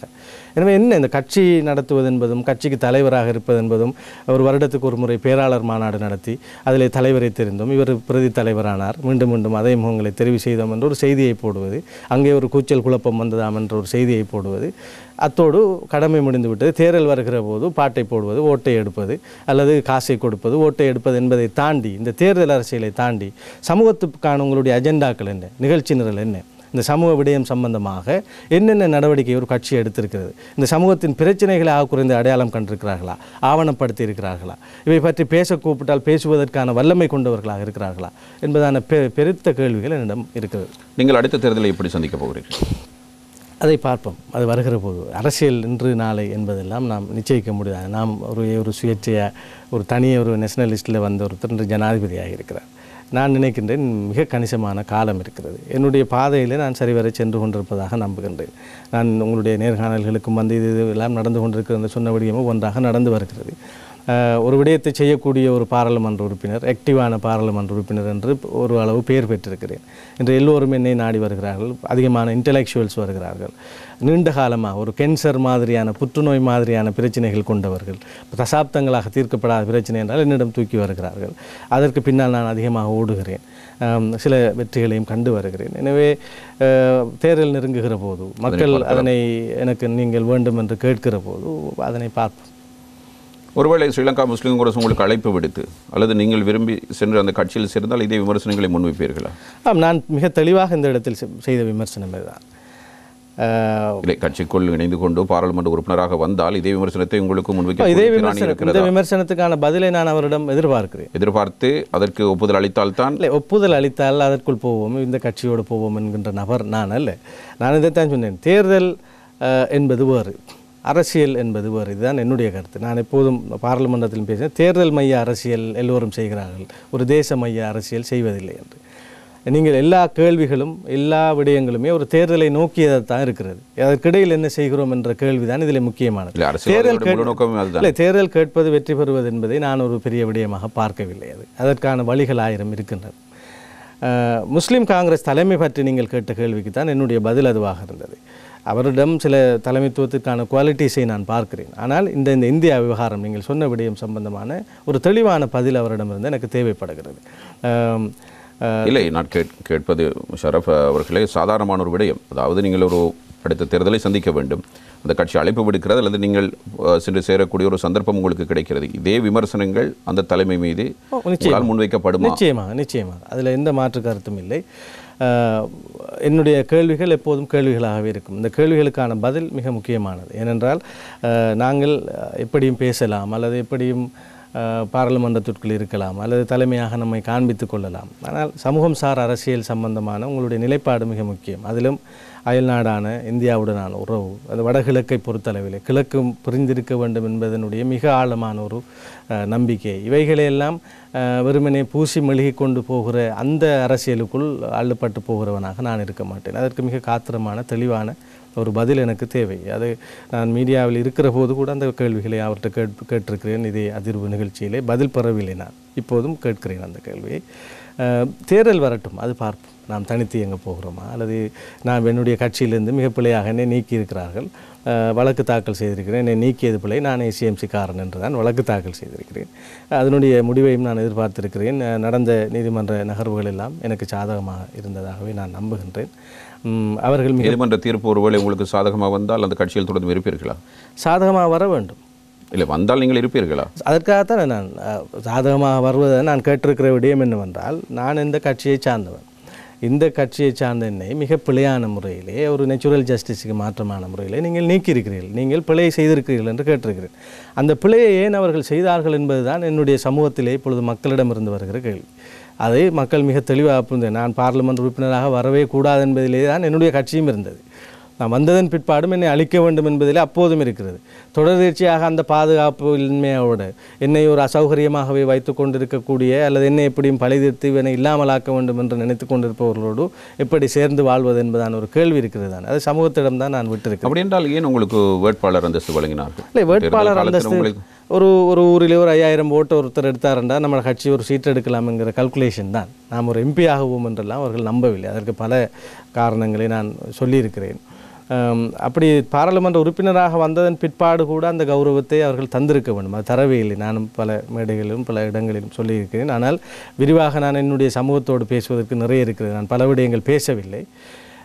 அப்படியெல்லாம் இருந்துவிட்டு என்னை நான் பெரியவராகிவிடக்கூடாது. இப்போ எப்படி என்றால் அந்த கட்சியினுடைய நிலைப்பாடு எப்படி இருக்கிறது என்றால் ஒவ்வொரு டிஸ்ட்ரிக்டையும் பார்க்கிற போது அதில் இப்போ அம்பாறை மாவட்டம் என்றால் இவர் இல்லாவிட்டால் இன்னும் ஒருவர் என்பதான ஒரு நம்பிக்கையோடு அவர்கள் இயங்குவது போன்றும் எனக்கு தெரிகிறது. ஆனால் இறைவன் ஒருவன் இருக்கின்றான். எனக்கு நடந்தது மிக தவறான ஒரு அநீதியாக என்னை அவர்கள் கட்சியை விட்டு நீக்கியிருக்கிறார்கள் என்பது நீதிமன்ற தீர்ப்பு கூடாக வரும் என்ற ஒரு வலுவான நம்பிக்கை இருக்கு. நான் சட்டத்தரணிடம் சொல்லியிருந்தேன், வழக்கமாக இந்த வழக்குகள் இழுபட்டு செல்கிற ஒரு நிலைமை காணப்படும். எனக்கு தீர்வு வேண்டும். என்னை அவர்கள் நீக்கியது பிழை, உள்நோக்கம் கொண்டு நடத்தினார்கள். ஒரு பொலிட்டிக்கல் அத்தாரிட்டி மீட்டிங் நடக்கிற போது கூட டார்கெட் பண்ணப்படுற ஒரு ஆளாக நான் இருப்பேன். கூட்டம் நடக்கும் 4-5 மணிக்கு கூட்டம் நடந்து கொண்டு இருக்கிற போது வெவ்வேறு மாவட்டம் சார்ந்தவர்கள் சென்று விடுவார்கள். அம்பாறைக்குள் ஒரு 4-5 பேர் இருந்து கொண்டு என்னை குதறி கடித்து துப்புகிற நிலைமைக்கு தலைமையும் ஏனையவர்களும் அங்கே இடம் கொடுத்து கொண்டு அப்படி தான் நடக்கும். அதையும் தாண்டி ஒரு கௌரவத்தை மதிப்பை அந்த உயர்விடத்துக்கும் தலைமைக்கும் கட்சிக்கும் கொடுத்து கொண்டு நான் மிக பொறுமையோடு தான் அங்கே பயணித்தேன். அதனுடைய ஒரு வெளிப்பாடு தான் என்னுடைய வார்த்தையை கூட கேட்காமல் என்னை நீக்கினார்கள். நீங்கள் எந்த தவறும் செய்யாமலா இப்படி குதறி கொண்டிருக்கிறார்கள்? நீங்கள் எந்த தவறும் செய்யவில்லை என்றால் என்னிடம் இருக்கிற இந்த தவறு தான். எந்த தவறு? நான் இப்பொழுது சொல்கிறேன், தலைமை என்றால் நீங்கள் கட்சி என்றால் வெறுமனே இப்பொழுது பொலிட்டிக்கல் அத்தாரிட்டி மீட்டிங் ஒரு துண்டுக்குள்ளே ஒரு குறிப்பிட்ட காலகட்டத்திற்குள் அதிகமாக நடக்கும். எங்களுடைய எதற்காக நடக்கும் என்றால் முஷாரஃப் எம்பியை பார்லிமெண்ட் மெம்பர் விட்டு எப்படி நிப்பாட்டுறங்கிறதுக்காகவே நடக்கும். இப்போ பொலிட்டிக்கல் அத்தாரிட்டி நடப்பதாக கூட இல்லை. அப்போ நீங்கள் ஒரு கூட்டம் நடத்துகின்றாலும் ஒரு எம்பியை இல்லாமாக்கிறதுக்கு நடத்துகிறீங்க. ஒரு கட்சி இல்லை, ஒரு கொள்கை இல்லை, ஒரு வகுப்பாக்கம் இல்லை, ஒரு பிரச்சனைகள் சம்பந்தமாக எதிர்க்கட்சி அரசியல் என்பது ஒரு வலுவான அரசியல். நான் சும்மா சொல்கிறேன். இந்த நாட்டில் ஏற்பட்டிருந்த சூழலிலே சரி நீங்கள் எதிர்க்கட்சி, நாங்கள் இது அரசுக்கு சார்பாக இருந்துட்டோம் என்று நீங்கள் குற்றம் சாட்டுறீங்கன்னு வச்சுக்கோம். என்ன எதிர்க்கட்சி அரசியல் என்ற இதை செய்திருக்கிறீர்கள். பாராளுமன்றத்திற்குள் அவ்வளவு விவாதங்கள் செல்கின்றன, அவ்வளவு முக்கியமானதுகள் நடந்து கொண்டிருக்கின்றன. ஒரு கட்சி தலைமையாக என்னென்ன விடயங்களில் இந்த கட்சி ஈடுபடுகிறது என்பதெல்லாம் நான் பார்த்து கொண்டு தான் இருக்கின்றேன். நான் ஒரு சாதாரணமாக கூடவே இருந்து தொடர்ச்சியாக பாராளுமன்றத்துக்கு வரக்கூடிய ஒரு நிலைமை என்றிருந்தால் என்ன கைகட்டி வாய் பொத்தி பின்னாலே ஃபைலை தூக்கிக்கிட்டு என்னுடைய பயணத்தை கொண்டு போயிருக்கலாம். ஆனால் நானும் ஒரு ஊடகவியலாளர். நான் சும்மா இருக்கிற போது அவ்வளவு கேள்வி கேட்டேன். நான் அதிகாரத்தில் வந்திருந்த போதே இதை செய்கிறீர்களே, இப்படி செய்யுங்கள் என்ற என்னுடைய கருத்தை சொல்கிற போது இன்று முஸ்லீம் அரசியல் தலைமைகளுடைய நிலைப்பாடு நான் ஏற்கனவே சொன்ன ஒரு விடயம்தான். ஒரு ஆளுநராக இன்னும் ஒரு முஸ்லீம் வந்துவிடக்கூடாது, இன்னும் ஒரு கேபினெட் அமைச்சராக இன்னும் ஒரு என்னுடைய கட்சி சார்ந்தவன் வந்துவிடக்கூடாது என்பதில் ஏன் குறியாக இருக்கிறார்கள் என்றால் கேள்வி கேட்காத நாம் சொல்வதற்கு ஆமாம் சாமி போடுகிறவன் தான் நம்முடன் இருக்க வேண்டும் என்பது தலைமைகளினுடைய எதிர்பார்ப்பு. இது சிறுபான்மை கட்சிகளில் நாம் பல கட்சிகளிடம் இதனை பார்க்கிறோம். அந்த வகையிலே நாம் வரக்கூடாது என்பதான ஒரு காழ்ப்புணர்வு அவரிடம் இருந்தது. நீதிமன்ற தீர்ப்பூடாக நிச்சயம் அது வரும் என்று நான் நம்புகிறேன். சரி, பாராளுமன்ற உறுப்பினர் அவர்களே, உங்களோடு இணைந்து நீங்கள் 20 திருத்தத்தில் ஒரு பகுதிக்கு தான் நீங்கள் வாக்களித்திருந்தீர்கள். அந்த வாக்களிப்பின் போது எதிர்க்கட்சியிலிருந்து ஆளும் தரப்புக்கு மாறிய பாராளுமன்ற உறுப்பினர்களுடைய செயற்பாடுகள் தொடர்பில் மக்கள் மத்தியில் அதிருப்தி இருக்கிறது. நேற்றைய தினம் ஒருவர் தடுத்து வைக்கப்பட்டிருந்தார் சுங்க திணைக்கள பிரிவினரோடாக. இவ்வாறான மோசடி நடவடிக்கைகளில் ஈடுபடுபவர்கள் அவங்களுடைய அணியில் இருக்கிறார்கள். அணி என்று சொன்னால் அது எப்படி அணியாக? இல்லை, நீங்கள் அந்த நீங்கள் நால்வரும் ஒரே தடவை அப்படி அல்ல. திருத்த சட்டம் வந்த காலகட்டத்திலும் தெளிவாக சொன்னேன். நான் 7வரில் ஒருவன் அல்ல, நான் 7ஆம் அவன் என்று தெளிவாக சொன்னேன். நான் 20க்கு வாக்களிக்கவில்லை. அது மிக தெளிவடைய வேண்டும் எல்லோரும். நீங்கள் சொல்கின்ற எல்லாரையும் எடுத்தால் அவர்கள் 20க்கு வாக்களித்தவர்களாக இருப்பார்கள். மற்ற விடயங்களையும் நீங்கள் பார்த்து கொள்ள முடியும். நீங்கள் இரட்டை பிரஜா உரிமைக்கு மட்டுமே வாக்களித்தேன். நான் அதில் பட்ஜெட்டுக்கு அரசாங்கத்துக்கு எதிராக வாக்களித்திருக்கிறேன். போர்ட்ஸ் சிட்டி பில்லுக்கு வருகிற போது வாக்களித்திருக்கிறேன். இப்படி பல எதிர் வாக்களிப்புகளை செய்திருக்கிறேன் நான். நான் இந்த ஒரு சர்த்துக்கு வாக்களித்தும் அடுத்த நாள் நான் எஸ்ஜேபியினுடைய கூட்டத்தொடருக்கு சென்றிருந்தேன் என்றால் இது பர்பஸ்ஃபுல்லி நான் அளித்த வாக்கு தான். ஆனால் அதை அவர்கள் சரியாக கையாண்டிருந்தால் கூட எதிர்த்தரப்பிலே தொடர்ந்து நான் இருந்திருக்கவும் கூடும். ஆனால் அவர்களும் ஒரு வகையான சிறு நோக்கம் கொண்ட ஒரு அரசியல் இயக்கமாக தான் எனக்கு அவர்கள் தெரிந்தார்கள். அதன் பிறகு என்னுடைய மக்களிடம் எந்த நோக்கம் இருக்கவில்லை. இல்லை, நான் அப்படி என்றால் அடுத்த நாள் நான் சென்றிருக்க ஊடாக இல்லை, வாக்களிப்பு அது வரும் என்று கூட எதிர்பார்க்கவில்லை. இரட்டை பிரஜா உரிமைக்கான தனி வாக்கெடுப்பு வரும் என்றும் எதிர்பார்க்கவில்லை. அவ்வாறான ஒரு வாக்கெடுப்பு வந்தபோது அது வாக்களிக்கும் வரை உங்களுக்கு தெரியாதா? அப்படியான ஒரு வாக்கெடுப்பு விடுவது கிடையாது. ஒரு பட்ஜெட் வாக்கெடுப்பு வருகிற போது ஒரு 20ஆம் திருத்தம் வலிமையான வாக்கெடுப்புக்கு விட்டால் ஒரு 57 பிரிவுகள் அதில் இருக்கும். ஒவ்வொரு பிரிவிலும் வாக்கெடுப்பு இதையும் பகிரங்க வாக்கெடுப்புக்கு விடுங்கள் என்று கேட்டால் மாத்திரம்தான் விடுவார்கள். அவ்வாறு கேட்பது கிடையாது. வாக்கெடுப்பு பகிரங்கமாக விடுவது கிடையாது. எனவே முதல் வாக்கெடுப்பு 2ஆம் வாசிப்பு 3ஆம் வாசிப்பிலே நாங்கள் வாக்களிப்போம், ஆதரவாகவோ எதிராகவோ. அது இரண்டும் தான் நடக்கும். திடீரென்று இந்த இரட்டை பிரஜா உரிமை என்பது அன்றைய காலகட்டத்தில் உங்களுக்கு தெரியும்.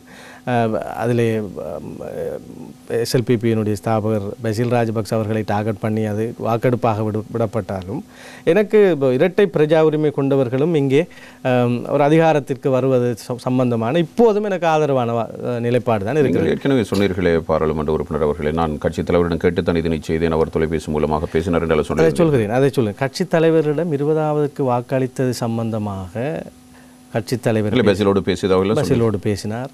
அவர் நீங்கள் வாக்களிங்கள் என்று எல்லோரிடம் சொன்னார். அதை நான் இப்போதும் தெளிவாக சொல்வேன். அவர் மறுப்பதற்கு இல்லை. அதை மீறி நான் வாக்களிக்கவில்லை என்று சொல்ல வரேன். 20க்கு நான் வாக்களிக்கவில்லை. இந்த வாக்கெடுப்பு நடந்தவைதான் முன்கூட்டியே நீங்கள் அறிந்திருக்கிறீர்கள். எதை? இரட்டை பிரஜா உரிமை 20க்கு வாக்களிக்க வேண்டுமா வேண்டாமா என்று 20க்கு வாக்களிக்க வேண்டுமா இல்லையா என்பது தொடர்பாகத்தான் பெரிய வாத பிரதிவாதங்கள் போனன. ஒரு 30 நிமிடங்கள் வாக்களிப்பதற்கு இருக்கிற அந்த சூழலில் தான் குறிப்பிட்ட உச்ச அதிகாரத்தில் உள்ள ஒருவருடன் இவர் பேசியிருந்தார். பேசி நீங்கள் சென்று வாக்களியுங்கள், நானும் வாக்களிக்கவா என்று நான் அவரிடம் கேட்டேன். அவர்களை நீங்கள் வாக்களித்திட வேண்டாம், 3 பேரையும் வாக்களிக்க சொல்லுங்கள் என்று சொன்னார். நான் இப்பவும் சொல்கிறேன், இதை மறக்க சொல்லுங்கள். அவர் மறக்க மாட்டார். இப்படியெல்லாம் நடந்தது. அப்படிப்பட்டவர் 20க்கு வாக்களித்தவர்களுக்கு எதிராக எந்த ஒரு இடத்திலும் எந்த ஒரு மேடையிலும் பேச முடியாது. அவர் மீதான என்னுடைய காட்டமான குற்றச்சாட்டு. அதனை தொடர்ந்து பல சம்பவங்கள் இருக்கின்றன. அதை என்னுடைய தீர்வுக்காக நான் பார்த்து கொண்டிருக்கிறேன். நான் அவரிடம் பேசியிருக்கிறேன். எனவே இப்படி சூழலில் 20க்கான வாக்கெடுப்பு என்பது அப்போது தீர்மானிக்கப்பட்டது. வாக்கெடுப்புகள் நடந்து கொண்டிருக்கிற போது 2ஆம் வாசிப்புக்கு வாக்கெடுப்பு செய்துவிட்டோம். நான் எதிர்த்து வாக்களிக்கிறேன்.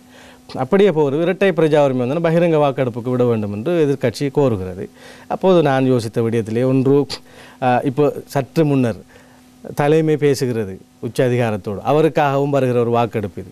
எனவே தலைமையும் சிறையில் இருக்கிறது. எனவே விடுவிக்கப்படுவதற்கு ஒரு வாய்ப்பாக அமையலாம். சிறுபான்மைகள் ஒரு அதிகாரத்தை பெறுவதற்கு அவர்கள் இரட்டை பிரஜா உரிமை கொண்ட புலம்பெயர்ந்த எவ்வளோ அறிவு சார்ந்தவர்கள் தமிழ் முஸ்லீம் சமூகத்துக்குள் இருக்கிறார்கள். அதற்கு ஒரு சந்தர்ப்பமாக இருக்கும். வெளிநாடுகளில் பார்க்கிறோம், டுவெல் சிட்டிசன்ஸ் நிறைய பேர் வந்து அவர்களும் அதிகாரத்தில் இருக்கின்ற நிலைமைகளை பார்க்கிறோம். எனவே இதில் என்ன தவறு இருக்கிறது என்று நான் என்னுடைய விருப்பத்தின் பேர் தான் வாக்களித்தேன். சொந்த நலன்கள் ஒன்றை நீங்கள் கருத்தில் கொள்ள இல்லை, எனக்கு எந்த நலனும் அதில் இருக்கவில்லை. அது எல்லோருக்குமே தெரியும். அதில் இன்னொன்றை தெரிந்து கொள்ள வேண்டும். அவர் நேர்காணலில் சொல்கிற போது கூட சொன்னார், அந்த 3 வரையும் வாக்களிக்க சொல்லுங்கள். இருவரும் ஒத்துக்கொண்டு விட்டார்கள், நீங்கள் சொல்லாவிட்டாலும் போடுவார்கள், அவரிடம் சொல்லுங்கள் என்று சொன்னதாக நேர்காணல் ஒன்றிலே கட்சித் தலைவர் கூறுகிறார். ஆக கட்சித் தலைவருக்காகவே யார் இருந்திருக்கிறேன் அங்கே? நான் தான் இருந்திருக்கேன். எனவே அவருடைய வார்த்தைகள் அவருடைய வாயாலே பல இடங்களில் கூறியிருக்கிறார். 20க்கு நானும் முஷாரஃப் எம்பியும் வாக்களிக்கவில்லை என்றும் கூறியிருக்கிறார். அது சும்மா அந்த கூலிக்கு எழுதுபவர்கள் கொஞ்சம் பேர் இருந்து கொண்டு இவர் 20க்கு வாக்களித்தார் அரசாங்கத்துக்கு என்று சொன்னாலும் அது நான் மிக தெளிவாக இருக்கேன். என்ன மடியில் கனம் இருந்தால் தான் வழியில் பயம் இருக்கும். எனக்கு அது இல்லை. எனவே தலைமை பற்றி பேசுவதாக இருந்தால் நிறைய பேசலாம். அந்த அடிப்படையில் நீங்கள் இப்போ இந்த 6 பேர் 7 பேர் சம்பந்தமாக கூறினீர்கள். எனவே விரும்பியோ விரும்பாமலோ இந்த 20 வாக்களிப்புக்கு பிறகு எதிர்க்கட்சியும் என்னை கைவிட்டு விட்டார்கள். 1 மாதத்திற்கு மேலாக பாராளுமன்றத்தில் பேசுவதற்கு 2 மாதம் கூட இருக்கும் நான் நினைக்கிறேன். பேசுவதற்கு எங்கே நேரம் ஒதுக்குவது என்று கூட தெரியாது. ஒரு கட்சி தலைமையாக அதனை ஏற்பாடு செய்து தந்து அப்படி கூட நடக்கவில்லை. இப்போ நாம் எந்த இடத்தில் இருக்கிறோம், எப்படி நாம் நம்முடைய பிரச்சனைகளை நகர்த்துவது என்கிற போது உங்களுக்கு தெரியும், என்னுடைய பிரதேசம் சார் பிரச்சனைகள் பலவற்றிற்குமாக ஓடோடி சென்று எல்லாம் பார்க்கிற நேரத்தில் நான் சில விடயங்களில் அரசாங்கத்துக்கு ஆதரவு அளிக்க வேண்டிய சூழல் ஏற்பட்டது. அவ்வாறான நேரத்தில் இந்த ஜனாசரிப்பு உட்பட்ட பல பிரச்சனைகள் இருந்தபோது எல்லோருமாக இணைந்து செயற்பட்டோம். இந்த 6-7 பாராளுமன்ற உறுப்பினர்களும் அமைச்சர்களிடம் சென்றது, பல இடங்களுக்கு சென்று சமூக விடயம் சார்ந்து இந்த தடை செய்யப்பட்ட அமைப்புகளை நீக்குவது தொடர்பாக, ஜனாசரிப்பு தொடர்பாக எல்லாம் பல முயற்சிகளை எல்லோருமாக சேர்ந்து நாங்கள் செய்திருந்தோம். ஆனால் இன்று நிலைப்பாடு வேறாக இருக்கிறது.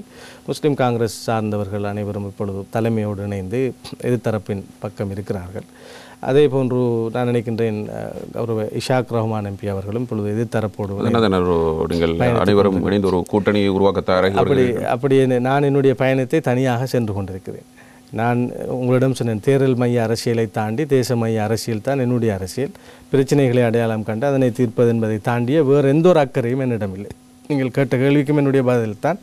அடுத்த தேர்தலை எப்படி எதிர்கொள்ளப் போகிறீர்கள் என்பதற்கும் இன்று என்னிடம் பதில் இல்லை. நாளை அதற்கான பதில் உருவாகலாம்.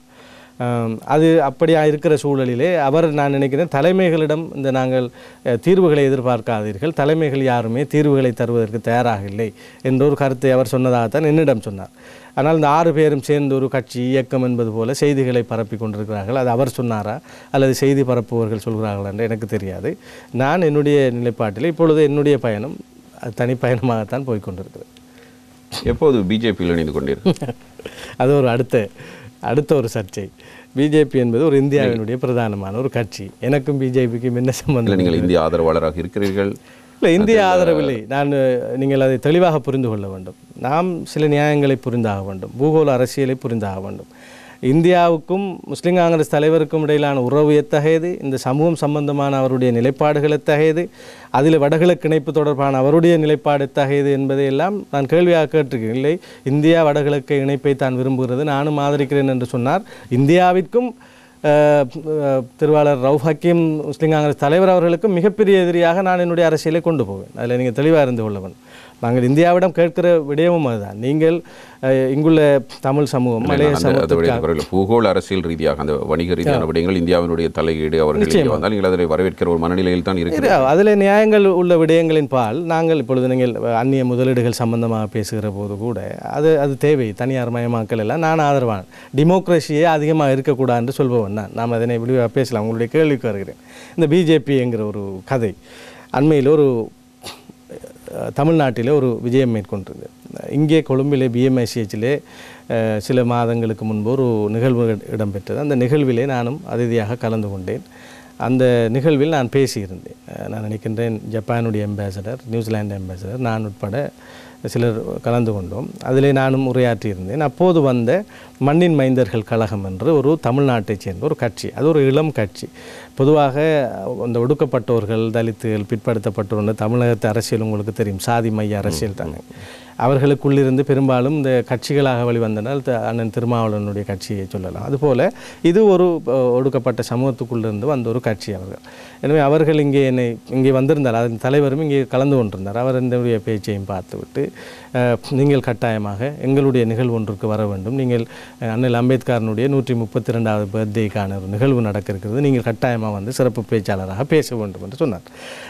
கட்டாயம் வருகிறேன் என்று நான் உறுதிமொழி அளித்திருந்தேன். அதன் பிறகு அந்த நிகழ்வு ஏற்பாடு செய்யப்பட்ட போது அம்பேத்கர் அவர்களுடைய பிறந்தநாள் நிகழ்வும் அதேபோல் நலத்திட்ட உதவிகளும் வழங்குகிற நிகழ்வு தான் அங்கே நடைபெற்றது. மயிலாப்பூரிலே நடைபெற்றது. மயிலாப்பூரில் அல்ல, மகாபலிபுரத்தில் நடைபெற்றது. அதிலே ஐஎல் முருகன் அவர்கள் மத்திய அரசாங்கத்தினுடைய அமைச்சர் அவரும் கலந்து கொள்வதாக இருந்தது. என்னுடைய பெயரும் அங்கே போடப்பட்டிருந்தது. அவர்கள் அழைக்கிற போதே சொல்லிவிட்டார்கள், அந்த பிராந்திய அரசியல் சார்ந்த அவருடைய பெயரை போட்டிருக்கிறோம் இல்லாமல் அவர் வரவும் மாட்டார், நீங்கள் தான் பிரதம அதிதி என்று. ஏனென்றால் அந்த குதிரை தயாராக இருந்தபோது ஒரே ஒரு குதிரை தான் இருந்தது. அவரும் வந்திருந்தால் 2 குதிரைகள் தயார் பண்ணி இருப்பார்கள். எனவே நான் தான் பிரதம அதிதி என்பது எனக்கு தெரியும் இங்கிருந்து செல்கிற போதே. அங்கு சென்றிருந்தேன். எனக்கு உண்மையிலே மகிழ்வை தந்த நல்ல ஒரு வரவேற்பு தந்தார்கள் என்பதை தாண்டி ஒடுக்கப்பட்ட சமூகத்தினுடைய குரலான ஒரு அம்பேத்கர் அவர்களை பற்றி பேசுவதற்கான ஒரு சந்தர்ப்பம் அது. அண்ணல் அம்பேத்கர் என்பது இந்தியாவினுடைய அரசியலமைப்பை உருவாக்கியவர். தாழ்த்தப்பட்ட ஒரு சமூகத்துக்குள்ளிருந்து இந்தியாவில் உருவாகிய மட்டுமல்ல, உலகத்தினுடைய மிகப்பெரிய ஒரு அறிவு சார்ந்த ஒருவர்.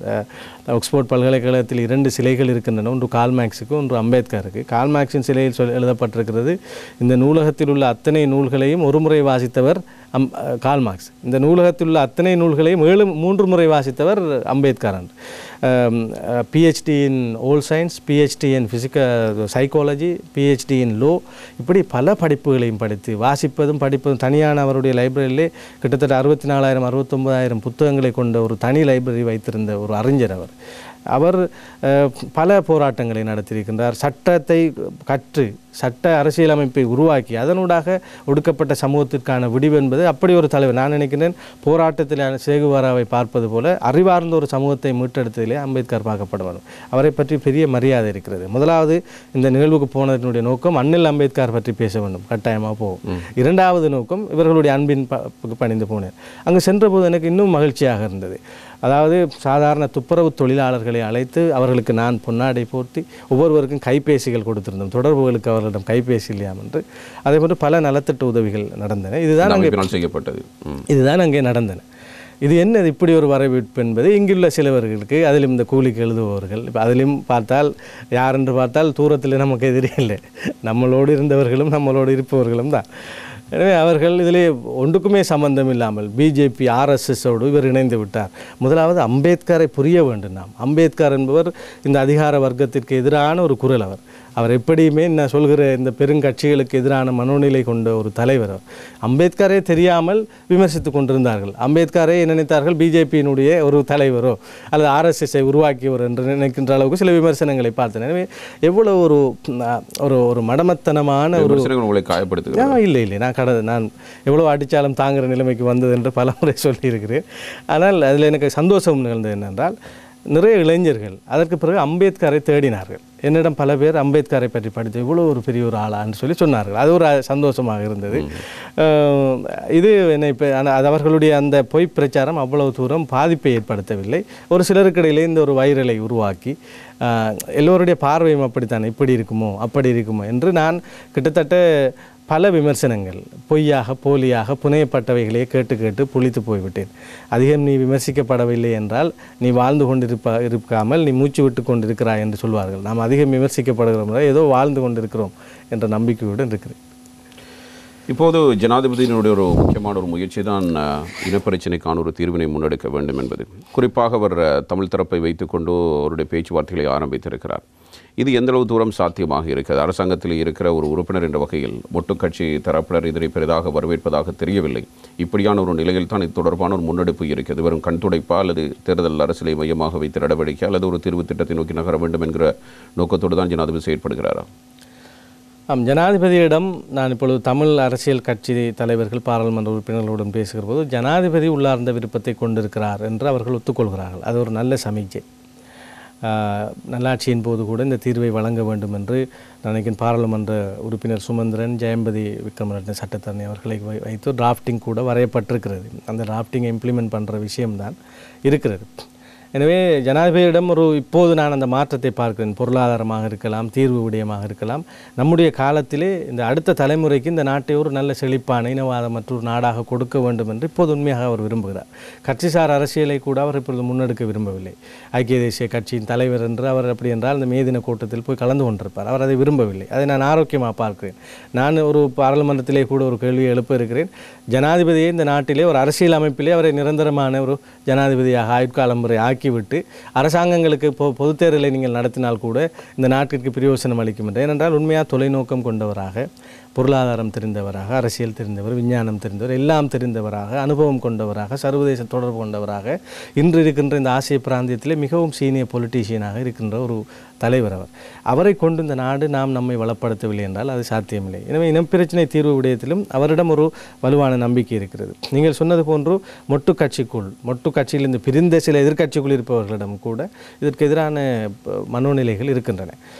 எனவே இந்த எதிர்ப்புகளுக்கு மத்தியில் இது நடக்குமா என்ற சந்தேகம் தமிழ் மக்களிடம் அதிகமாக இருக்குது. இது நடக்க வேண்டும் என்று நான் விரும்புகின்றேன். ஆனால் ஜனாதிபதி நான் ஏற்கனவே நிகழ்ச்சியின் ஆரம்பத்தில் கூறிய ஒரு விடயமும் தான், ஜனாதிபதி அவர்கள் சில விடயத்தை செய்தாக வேண்டும் என்பதிலே மிக கனதியான ஒரு பார்வையோடு இருக்கின்றார். இந்த விடயத்திலும் எந்த எதிர்ப்பையும் அவர் எதிர்கொள்ளாமல், எந்த எதிர்ப்பையும் பொருட்படுத்தாமல் செய்வதற்கான ஒரு சாத்தியத்தை உருவாக்கினாலும் ஆச்சரியப்படுவதில்லை. ஏனென்றால் இலங்கை இந்திய ஒப்பந்தம் நடந்தபோது இந்த நாட்டில் ஏற்படாத பிரச்சனை அல்ல, அவ்வளவு பிரச்சனையிலும் எதிர்ப்பும் இருந்தது. ஆனால் அது நடந்தேறியது. அதுபோல் இந்த இனப்பிரச்சினை தீர்வையும் ஜனாதிபதி அவர்கள் எப்படியேனும் செய்தாகுவது என்பது நல்ல விடயம். இதில் இன்னொரு விடயம், ஜனாதிபதியினுடைய அணியிலே தான் இப்பொழுது எதிர்க்கின்றவர்கள் என்று நாம் எதிர்பார்க்கிறவர்கள் இருக்கிறார்கள். மொட்டு கட்சியை நீங்கள் சொல்லலாம்.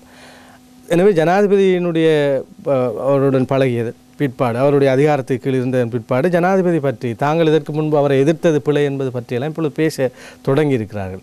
இப்படிப்பட்ட ஒரு சூழலிலே இவர்களை கன்வின்ஸ் பண்ணக்கூடிய ஒரு ஆற்றல் உள்ளவராக தான் நான் ஜனாதிபதியை பார்க்கிறேன். எனவே இதையும் ஒரு நல்ல சமீட்சையாக எடுப்போம்.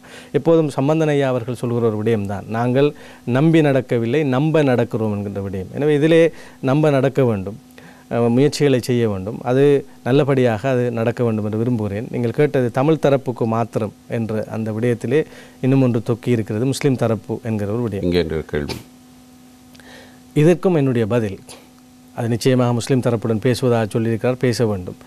ஆனால் தமிழ் தரப்புடன் மாத்திரமே பேசுகின்ற இந்த நடைமுறை என்பது இன்று வந்ததல்ல. இப்போதும் நான் பழைய முஸ்லீம் அரசியல் தலைமைகளைத்தான் குற்றம் சாட்டுகிறேன். நீங்கள் பேச்சுவார்த்தையிலே தனித்தரப்பாக நீங்கள் உங்களை உட்படுத்தவில்லை. 2002 ஒஸ்லோ பேச்சுவார்த்தையில் அரச தரப்பில் ஒரு பங்காளியாக போகிறீர்கள். நம்மிடம் இருக்கிற பிழையே அதுதான். அரசாங்கத்தோடு இருக்கிற போது அரசாங்கம் செய்கிற எல்லாம் சரி, எதிர்த்தரப்பில் இருக்கிற போது அரசாங்கம் செய்கிற எல்லாம் பிழை என்பது போல அரசோடு இருந்தால் நாங்கள் அரச தரப்பாக மாறிவிடுவோம். முள்ளிவாய்க்காலில் படுகொலை நடக்கவில்லை என்று நாம் தான் போய் வெளிநாடுகளிடம் அரபு தேசங்களிடம் சாட்சி சொன்னோம். அதே போல் பேச்சுவார்த்தை மேசைகளில் போகிற போது தனித்தரப்பாக தமிழ் தரப்பு இருக்கிற போது அரச தரப்பாக நாம் போய் உட்கார்ந்திருந்தோம். முஸ்லீம்கள் அது ஒரு சிறு குழுக்கள் என்று. நீங்கள் அரசாங்கத்தில் அப்போது இருந்திருந்தால் இந்த முள்ளிவாய்க்கால் அப்போது ஒரு சம்பவம் நடைபெற்றது, நீங்கள் அப்படி போய் பேசியிருக்க மாட்டேன். நிச்சயமாக நான் பேசியிருக்க மாட்டேன். ஏனென்றால் நமக்கு தெரியும், இறுதி யுத்தத்தின் போது நடந்த விடயம் நமக்கு தெரியும்.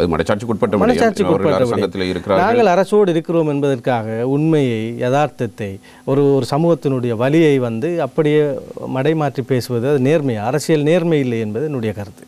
அப்படி பல தவறுகள் இங்கே செய்யப்பட்டிருக்கிறது அரசியல் தலைமைகளால். எனவே நான் சொல்கிற விடயம், இப்போதும் ஜனாதிபதி அவர்கள் அல்லது இந்த அதிகாரத்தில் இருப்பவர்கள் முஸ்லீம் நீங்கள் தனித்தரப்பாக அவங்களுடைய பிரச்சனையை சொல்லுங்கள் என்கின்ற அளவிற்கு நம்முடைய கடந்த கால நடைமுறை அந்த இடத்தை கொடுக்கவில்லை. நான் ஒரு தனிப்பட்ட கடிதம் ஜனாதிபதிக்கு அனுப்பியிருந்தேன். முஸ்லீம் விடயம் சம்பந்தமாக தனியே பேச வேண்டும் என்று கோரிக்கையும் விடுத்திருக்கிறேன். நான் செயலாளரிடம் சந்தித்து வளமையாக பேசுவது வழக்கம். அந்த அடிப்படையிலே விரைவில் பேச இருப்பதாக நாம் அறிகிறோம். எனவே இந்த விடயத்திலும் கூட எதிர்நிலை கோரிக்கை விடுத்திருக்கிறார்கள், எல்லோரும் விடுத்திருக்கிறார்கள்.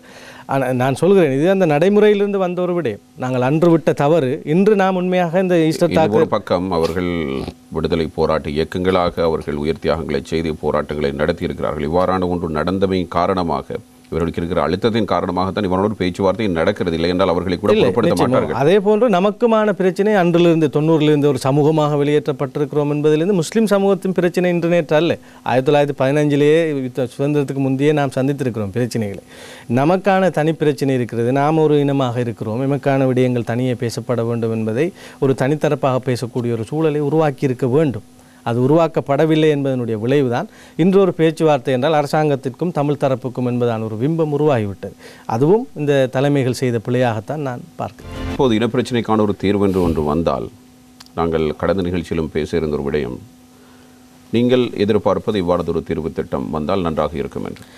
சமஷ்டிக்கு நீங்கள் ஆதரவா என்று கேட்டால் நான் ஆதரவான ஒருவன். ஆனால் நான் வெளிப்படையாக சொல்கிற ஒரு விடயம், அண்மையில் கூட தமிழ் தேசிய கூட்டமைப்பு உள்ளிட்டவர்கள் மே தினத்தை கொண்டாடாமல், அதாவது ஜனாதிபதி 13ஐ தாண்டி ஒரு தீர்வில்லை என்ற ஒரு வார்த்தை சொல்லிவிட்டார் என்று,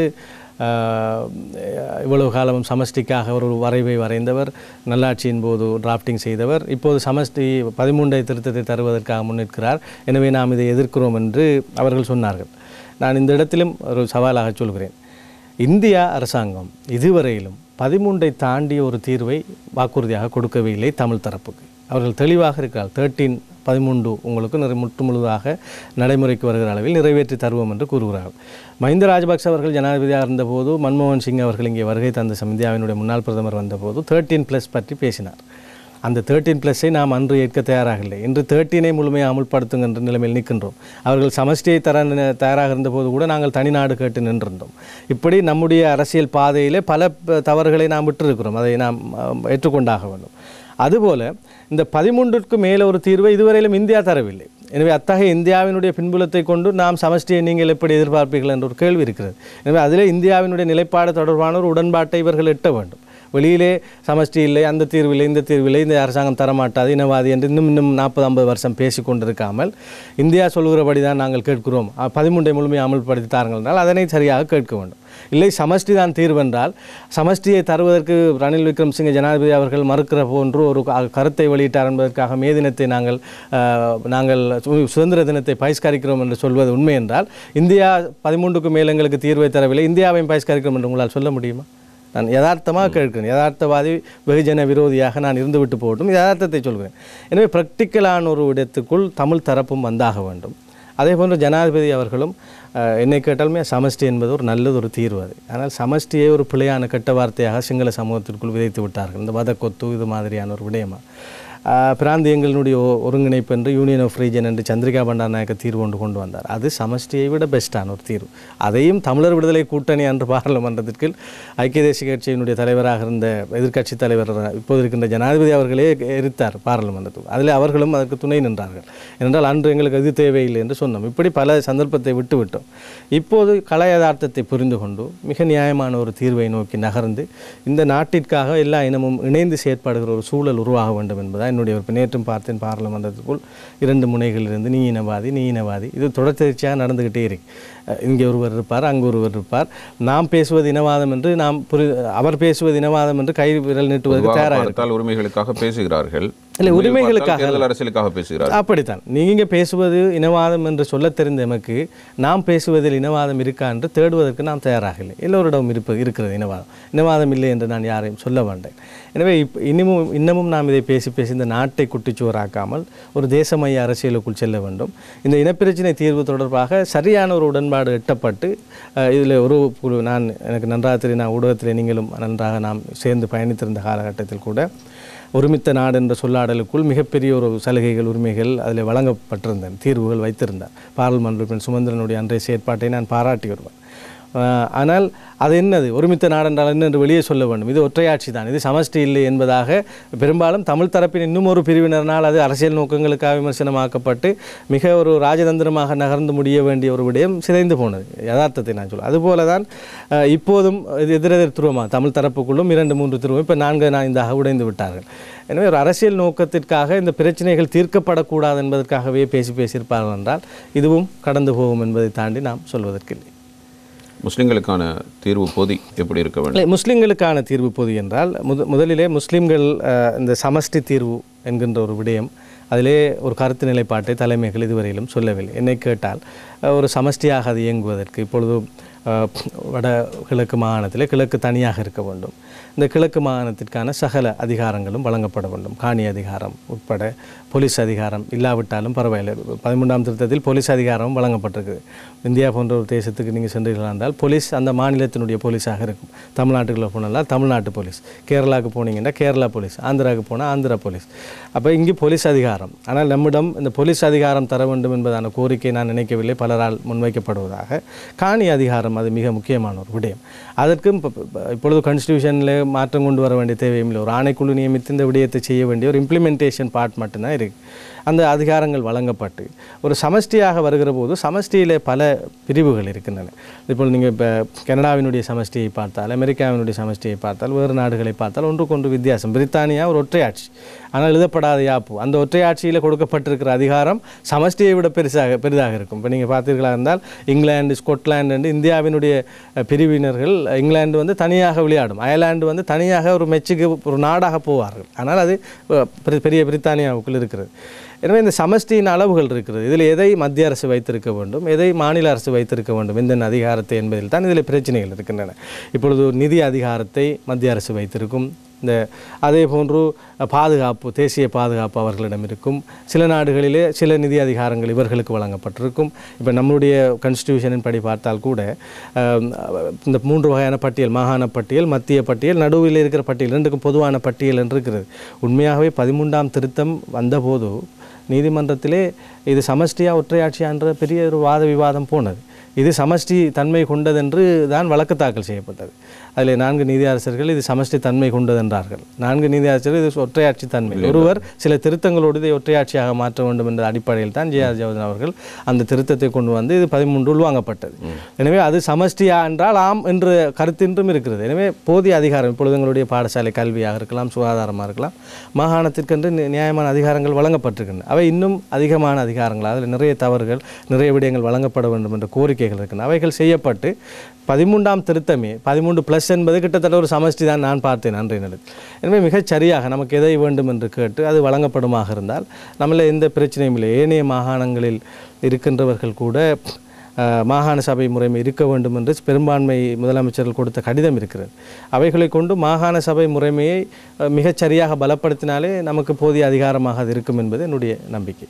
சரி, இதே நேரத்தில் புதிய ஒரு கட்சி அண்மையில் துவங்கி இருக்கிறது. உங்களுக்கு தெரியும், ஐக்கிய குடியரசு முன்னணி, அதன் தலைவர் திரு பாட்டிலை சம்பிக்க ரணவக்க. இந்த கட்சியினுடைய வருகை எதிர்வரும் கால தேர்தல்களில் எவ்வாறான தாக்கத்தை ஏற்படுத்தும் என்று நினைக்கிறீர்கள்? எங்களுடைய சஜித் பிரேமதாஸ் அவர்களுடைய கட்சிக்கு பெரிய ஒரு பின்னடைவை உண்டாக்கும். அப்படித்தான் நாம் சுருக்கமாக சொல்ல வேண்டும். ஏனென்றால் இப்பொழுது நீங்கள் சொன்ன பொது பயன்பாட்டு ஆணைக்குழு தலைவரும் ஜனாதிபதி வேட்பாளர் என்ற ஒரு கருத்து வந்திருக்கிறது. எனவே அதற்குள் இருப்பவர்கள் தான் ஆதரவும் கொடுக்கிறார்கள். இப்பொழுது அவர் வேட்பாளரா இவர் வேட்பாளர் என்பது போல எதிர்கட்சிக்குள் இருக்கின்ற சஜபே அணியினருக்குள்ளிருந்து அவர் மாத்திரமல்ல, 2-3 குமார வெல்கம் அவர்கள் கூட தனியாக இயங்குகிற ஒரு நிலை காணப்படுகிறது. அதேபோன்று சம்பிக்க ரணவக்க அவர்கள் இன்று இல்லை நேற்று இல்லை நீண்டகால திட்டம் கொண்டவராக இருக்கிறார். உண்மையாகவே முஸ்லீம் சமூகத்திற்கு எதிரான ஒரு வன்மமான ஒரு பார்வை சிங்கள சமூகத்திற்குள் தோன்றுவதற்கான வித்திட்டவரே அவர்தான், சம்பிக்க ரணவக்க என்பவர். அதில் மாற்று கருத்தில் அவருடைய நூல் தான் மிக முக்கியமான சில விடயங்களை போலியாக சித்தரித்து இருந்தது.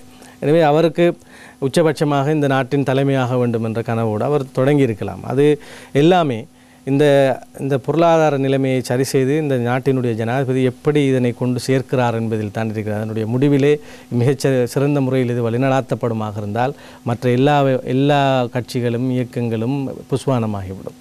அங்கே அது பிழைக்கிற போது தொடங்குகின்ற புதிய இயக்கங்கள் கட்சிகள், இப்பொழுது நீங்கள் பார்த்தால் விமல் வீரவன்ச அவர்கள் சீனா சார்பாக நேரடியாக அமெரிக்காவினுடைய உயர்ஸ்தானிகரை தாக்குகிற அளவிற்கு ஒரு நாட்டினுடைய பின்புலத்தோடு இயங்குவதை வெளிப்படையாக தெரிகிறது. எனவே ஒவ்வொருவரும் தேர்தலை நோக்காக கொண்டு இந்த ஒரு லொபியில் அஜெண்டாவில் போனால் தான் நாங்கள் செல்வாக்கு பெறலாம் என்று ஒவ்வொன்றை பிடிச்சி கொண்டு வராங்க. இது தேர்தல் செல்வாக்குக்கான எல்லாத்துக்கான பிரச்சாரங்கள். இவை எல்லாமே நான் சொல்கிற விடயம் ஜனாதிபதியினுடைய போக்கிலே ஏற்படுகிற வெற்றி தோல்வியிலே தங்கியிருப்பதாக நான் அது வெற்றி பெறுமாக இருந்தால் எல்லோருமாக பெரும்பான்மையோடு இங்கால் இணைந்து கொள்ள வாய்ப்பும் இருக்கிறது. அது தோல்வி உருமாக இருந்தால் அடுத்த தலைமை யார் என்பதற்கான பெரிய ஒரு போட்டி நடைபெற்று நாட்டிற்கும் அது ஆபத்தாக அமையும் என்று நான் நம்புகிறேன். ஏன் ஆபத்து அனருக்கும் அடுத்து என்றால் அவர் தோல்வியுறுவாராக இருந்தால் பொருளாதாரம் சீரழிந்து போகிறது என்ற அர்த்தம். ஜனாதிபதி அந்த பொருளாதார சீரழிவை சரி செய்யக்கூடியவர்களாக ஒருவரும் இல்லாததால் அவரை நாம் தெரிவு செய்தோம். அவராலே முடியவில்லை என்றால் நாடு இனி சீரழிந்துதான். இவர்கள் இன்னும் வரவில்லை, அதிகாரத்துக்கு வரவில்லை. இல்லை, வரக்கூடியவர்கள் செய்யக்கூடியவர்களா என்பதை இன்றும் நாம் பார்க்கிறோம் தானே. நான் கடந்த பாராளுமன்ற பேச்சில் கூட சொல்லியிருந்தேன், நல்ல பாராளுமன்றத்தில் என்னென்ன விவாதங்கள் வர வேண்டும் என்பதை கட்சித் தலைவர்கள் கூட்டத்திலே தீர்மானம் எடுப்பது வழக்கம். நீங்கள் உண்மையாக இந்த நாடு தொடர்பான சிறந்த தீர்மானம் கொண்டவர்களாக இருந்தால் அவை பற்றிய முன்மொழிவுகளை செய்து நல்ல விவாதங்களை கொண்டு வாருங்கள் பார்லிமெண்ட்டில். ஏன்னா வெளியிலிருந்து பார்ப்பவர்கள் கூட எதிர்கட்சி இப்படியான நல்ல ஒரு யோசனையை முன் வச்சிருக்கு, இதை சட்டமாக்கணும் என்ற ஒரு அழுத்தம் வரும். எனவே இவர்கள் திட்டங்களை கொண்டிருப்பவர்கள் இவரிடம் ஆட்சியை கொடுக்கலாம் என்ற நம்பிக்கை வரும். என்ன நடக்கிறது? அரசியல் தேவைக்காக எக்ஸ்பிரஸ் புயல் கப்பலை இன்று எடுத்து அங்கே நீதிமன்றத்திலே அங்கே விவாதம் சென்று கொண்டிருக்கிற போதே இங்கே இதை எடுப்பது, சண்டை பிடித்து அதை நீங்கள் விவாதத்துக்கு தாங்கும். இப்படி எல்லாமே ஒன்றுக்கொன்று குறை சொல்கிற ஒரு அரசியல் தான். எல்லோரும் இருளை திட்டலாம், வெளிச்சத்தை கொண்டு வர யாருன்றதிலே எல்லோரும் தோற்று விட்டார்கள். சஜித் பிரேமதாஸ் அவர்கள் எடுத்திருக்கலாம் அல்லது அனுர்குமார் திசாநாயக் அவர்கள் எடுத்திருக்கலாம். ஆனால் அவர்கள் எல்லோரும் இந்த சூழ்நிலையை மீட்டெடுக்கக்கூடியவர்களாக நம்மால் அது முடியாது என்பதை சொன்னார்கள். அவர்களுடைய ராஜித சேனாரத்ன அவர்கள் தெளிவாக சொல்லியிருந்தார், எனக்கு செய்ய நீங்கள் செய்வீங்களான்னு கேட்டதுக்கு முடியாது என்று சொல்லியிருந்தார். யார்? எங்களுடைய சஜித் பிரேமதாஸ் அவர்கள் என்று ராஜித சேனாரத்ன ஒரு பேட்டியிலே சொல்லியிருந்தார். அதே போன்று தான் சம்பிக்க ரணவக்க, சஜித் கபீர் எல்லோரும் கேட்ட பொழுது இந்த சூழ்நிலை கட்டி எழுப்ப முடியுமா என்று அந்த பொருளாதார ரீதியாக முடியாது என்று இருக்கிறார்கள். அதனை தொடர்ந்து இவரும் மறுத்திருக்கிறார். எனவே அவர்களால் முடியாத ஒன்றை நான் முடியும் என்று வந்து இப்பொழுது அதை முடியும் என்ற நம்பிக்கை மக்களுக்குள் வந்துவிட்டது. நீங்கள் நினைப்பது, நான் கடந்த வாரங்களில் கூட தலைநகரத்தில் பல முஸ்லிம்களோடு பேசுகிற போது பார்த்தேன், சிங்கள பகுதிகளில் இருந்து வருபவர்கள், எங்களுடைய பிரதேசத்திற்கு சுற்றுலா பயணிகள் வருபவர்கள் முன்பிருந்த நிலைப்பாடு மாறி இன்று ஜனாதிபதி மேல் அதீத நம்பிக்கை ஒன்று உருவாகி இருக்கிறது. அது வளர்த்தெடுக்கப்பட வேண்டும், இந்த நாடு நல்ல நிலையை நோக்கி செல்ல வேண்டும் என்பதுதான் நம்முடைய எதிர்பார்ப்பு. எனவே அது அவர் வெற்றி பெற வேண்டும், நாட்டிற்கு நன்றி, நல்ல விடயம் என்னுடைய கருத்து. நான் அதைத்தான் சொன்னேன், நிரந்தரமான ஒரு ஜனாதிபதியாக அவரை வைத்துவிட்டு ஏனைய ஆட்சி அதிகாரத்துக்கு வருபவர்களுக்கு சம்பந்தமாக ஒரு தேர்தலுக்கு செல்வது நல்ல. எனவே அரசியல் யாப்பில் இனப்பிரச்சனை தீர்வை கொண்டு வருவதற்கு காட்டுகிற முனைப்பு போல இந்த நாட்டிலே ஆயுட்கால தலைவராக ஜனாதிபதி ரணில் விக்ரமசிங்கை கொண்டு வருவதற்கும் ஒரு முனைப்பு காட்டுங்கள் என்று எனக்கு தோன்றும். அவரை கட்சி சார்பில்லாதவராக்கி இந்த நாட்டினுடைய தலைமையாக கொண்டு வருகிறது என்னுடைய யோசனை. நான் தனிப்பட்டு சொல்கிறேன். என்றால் நமக்கு வெளிப்படையாக தெரிகிறது, ஒரு பெரிய பிரச்சனை சிக்கல்கள் தொடர்பாக பேச முற்படுகிற போது கூட 3 நிமிடத்திற்குள் அந்த விடயத்தை புரிந்து கொண்டு நாம் திருப்திப்படக்கூடிய அளவிலே ஒரு பதில் தரக்கூடிய ஒருவராக அவரை பார்க்கிறோம். எனக்கும் புதிது அவருடன் பழகுகிற விடயங்கள். ஏனையவர்களிடம் அது இல்லை. நாம் வெளிப்படையாக சொல்ல வேண்டும். இந்த கருத்தை யாரும் மறுக்க மாட்டார்கள். நீங்கள் எஸ்ஜேபிக்குள் இருக்கிற பலரிடம் கேட்டால் கூட ஒத்துக்கொள்வார்கள். அதே நேரத்தில் அவர் முந்தி செய்திருக்கலாம். இதற்கு முன்பு எத்தனை வருடம் அரசியல் இருந்தார், பிரதமர் ஆனார் என்ற குற்றச்சாட்டுகளும் பிரதமராக இந்த நாட்டில் இருந்து கொண்டு இன்னும் ஒருவர் ஜனாதிபதியாக சந்திரிகா பண்டாரநாயக்க ஜனாதிபதியாக நிறைவேற்ற அதிகாரத்தோடு இருக்கிற போது, மைத்ரிபால சிறிசேன நிறைவேற்ற அதிகாரத்தில் இருக்கிற போது அவர் ஆட்சி செய்தது என்பதும், இன்று அவர் நிறைவேற்ற அதிகாரியாக இருந்து செய்வது என்பதும் வித்தியாசமானது. எனவே அவருக்கான சந்தர்ப்பத்தை கொடுத்து இந்த நாடு பார்க்க வேண்டும் என்று என்னுடைய வேண்டுகோளை நான் இந்த நிகழ்ச்சியூடாக விடுக்க விரும்புகிறேன். உங்களுடைய தனிப்பட்ட கருத்து? தேசிய ரீதியில் இப்பொழுது இனவாத ரீதியான பல்வேறு கருத்துக்கள் முன்வைக்கப்பட்டு வருகின்றன. அதுவும் உங்களை சார்ந்த கட்சிக்காரர்கள் மீண்டும் அதிகாரத்துக்கு வருவதற்காக எடுக்கப்படும் ஒரு முயற்சி என்ற ஒரு பார்வையும் இருக்கிறது. அது மொட்டுத்தரப்பினர் என்னுடைய இல்லை, நீங்கள் மொட்டோடு இணைந்து தான் இருக்கிறீர்கள். நாம் என் மொட்டோடு இணைந்திருக்க வேண்டும். நான் என்னுடைய தனிப்பட்ட ஒரு ஆதரவு அரசாங்கம் சார்ந்து இருக்கிறது. அது ராஜபக்ஷ தரப்புக்கு இல்லை. நான் அரசாங்கத்துக்கு ஆதரவு வழங்குகிறோம். சரிதான். என்னுடைய பிரச்சனைகள் சார்ந்து நாம் இயங்கக்கூடிய ஒரு சூழல் அது கட்டாயமானது. அதனால் நான் நன்மை தான் அடைந்திருக்கிறேன், தீமை அடையவில்லை. ஆனால் இன்று இனப்பிரச்சனை என்கின்ற ஒரு வடிவம் மேலெழுந்திருக்கிறது. நான் நேற்றும் பாராளுமன்றத்தில் இந்த விடயத்தை பேசினேன். முஸ்லீம் பயங்கரவாதம் இலங்கையில் தோற்றுவிக்கப்பட்ட போது பயங்கரவாதம் முஸ்லீம் ஒரு குழுவினர் கூட அதற்கு துணை போனார்கள். அதே போன்று அதனை எதிர்க்கின்றோம் என்ற பேர் வழியிலே இனவாதிகளும் அதற்கு துணை போனார். இந்த இரண்டு சக்திகளையும் இரண்டு துருவங்களாக மாற்றி சண்டை மூட்டி விட்டவர்கள் ஒரு சக்தியினர். அது யார் என்றும் அந்த மகாமொலக்காரையாவை நாம் கண்டுபிடிக்கவில்லை. இப்போது மகாமொலக்காரையா இயங்க தொடங்கியிருக்கிறார். நான் புரளையிலே கணத்தையில் நடைபெற்ற மாவீரர் நிகழ்வையும் அப்படித்தான் பார்க்கிறேன். அங்கே நிகழ்வு நடத்தியவர்களையும் அதற்கு எதிராக வெளியே நின்று சண்டை போட்டவர்களையும் ஒரு சக்தி இயக்குவதாகத்தான் நான் பார்க்கிறேன். இது இந்த உலக அரசியலில் இது வளமை. நான் நேற்று பார்லிமெண்ட் இது ஒரு பிஸ்னஸ் மாதிரி ஆகிவிட்டது. தேர்தலை நடத்துவது ஒரு பிஸ்னஸ். இப்போ மல்டிநேஷ்னல் கம்பெனி ஒரு பிஸ்னஸ், வர்த்தகம் செய்கிறாங்க, ஏற்றுமதி செய்கிறாங்க, எதிர்ப்பு செய்கிறாங்க மாதிரி. இப்போ நீங்கள் உங்களுக்கு தெரியும், இந்தியாவில் கூட சில முக்கியமானவர்கள் இருக்கிறார்கள். அவர் அந்த மாநிலத்துக்குள்ளே போய் இறங்கினா அவர் இறங்கி ஆதரவு அளிக்கிற கட்சியை வெற்றி பெற செய்வார் என்கிற அளவுக்கு ஒரு கோஆப்ரேட்டாக மாறிவிட்டது இன்று தேர்தல் என்பது. அதில் யாரை நாங்கள் இப்போ இந்த பிரதேசத்தில் என்ன பிரச்சனை இருக்கிறது, இதில் எதை பேசினால் நாம் ஆதரிக்கிற கட்சியை வெற்றி பெற செய்யலாம் என்று அதை பேச சொல்வது. அதே போன்று இந்த இடத்தில் இப்படியான ஒரு பிரச்சனை உருவாகினால் இப்படியான ஒரு சிந்தனை உருவாகும். எனவே மக்களை இந்த சிந்தனைக்கு பின்னால் வழி நடத்தலாம் என்கின்ற விடயம். கடந்த தேர்தலில் கூட கோட்டாபய ராஜபக்ஷ அவர்களை நிறுத்துவதாக இருந்தால் பயங்கரவாதம் என்பதுதான் அதை ஒழித்தவர். எனவே அவர் இன்னும் ஒரு பயங்கரவாதத்தை ஒழிப்பார் என்கின்ற ஒரு நம்பிக்கையை கொடுக்க வேண்டிய ஒரு அஜெண்டா அது. அதில் மாற்று கருத்து இல்லை. அதுபோல் இப்போ அது தொடங்கி இருக்கிறது. இப்பொழுது கிறிஸ்தவ முஸ்லீம் சிங்கள சமூகத்தை மூட்டிவிட்டு முடிந்தாகிவிட்டது. கிறிஸ்தவ முஸ்லீம் சமூகத்தை மூட்டலாமா என்கிற பேரில் சில கேரக்டர் வெளியே வரும்போதே நமக்கு விளங்குகிறது இது ஒரு அஜெண்டா தொடங்குகிறது என்று விளங்குகிறது. எனவே நான் 2-3 வீடியோக்களை பார்த்தேன். சில பௌத்த பிக்குகள் வெளியே வந்து இனிமேல் இந்த நாட்டில் இந்த இனவாத நாடகங்களை எல்லாம் மக்கள் நம்ப தயாராக இல்லை என்று குரல் கொடுக்க தொடங்கியிருக்கிறார்கள். எனவே ஒரு பேர் இயக்கமாக இன்னும் நடக்கின்ற விடயம், அவர் சொல்கிற கருத்து, இவர்கள் எல்லாருமே ஒரு கைக்கூலிகள் என்பதை வெளிப்படுத்தக்கூடிய ஒரு நிலை உருவாகும். இல்லையென்றால் மாவீரர் நடத்தியவர்களுக்கு பின்னால் ஒரு டீமும் அவர்களை எதிர்க்கின்ற அவர்களுக்கு பின்னால் இன்னும் ஒரு டீமுமாக இரண்டாக இந்த நாடு பிளவடைந்துவிடும். இவர்கள் எல்லோருமே ஒரு குறிப்பிட்ட அஜெண்டாக்களுக்கு இயங்குபவர்கள் என்கிற தெளிவை இந்த மக்களுக்கு கொடுத்தாக வேண்டும். அதற்கான ஒரு குரல் இங்கே நிச்சயமாக உருவாக வேண்டும் என்று நான் விரும்புகிறேன். எனவே இன்று சர்வதேச அரசியல் நமக்குள் வலுவாக கால் ஒன்று இருக்கிறது. சீனாவினுடைய இருப்பு இப்போது கொஞ்சம் கொஞ்சமாக குறைந்து இந்தியாவினுடைய ஆதிக்கம் அதிகரித்திருக்கிறது என்கின்ற பார்வை ஒன்று இருக்கிறது. அதே போன்று அமெரிக்காவினுடைய ஆதிக்கம் அதிகரித்திருக்கிறது என்கின்ற விடயங்கள் இருக்குது. எனவே இந்த சர்வதேச நாடுகள் நம் போன்ற சிறு நாடுகளுக்குள் ஒரு அவர்களுடைய அரசியலை செய்வார்கள். எனவே அந்த விடயங்கள் தான் இப்பொழுது ஆங்காங்கே நடக்கிறது என்பதை இந்த மக்களுக்குள் தெளிவுபடுத்த வேண்டிய சிவில் குழுக்கள் வர வேண்டும்.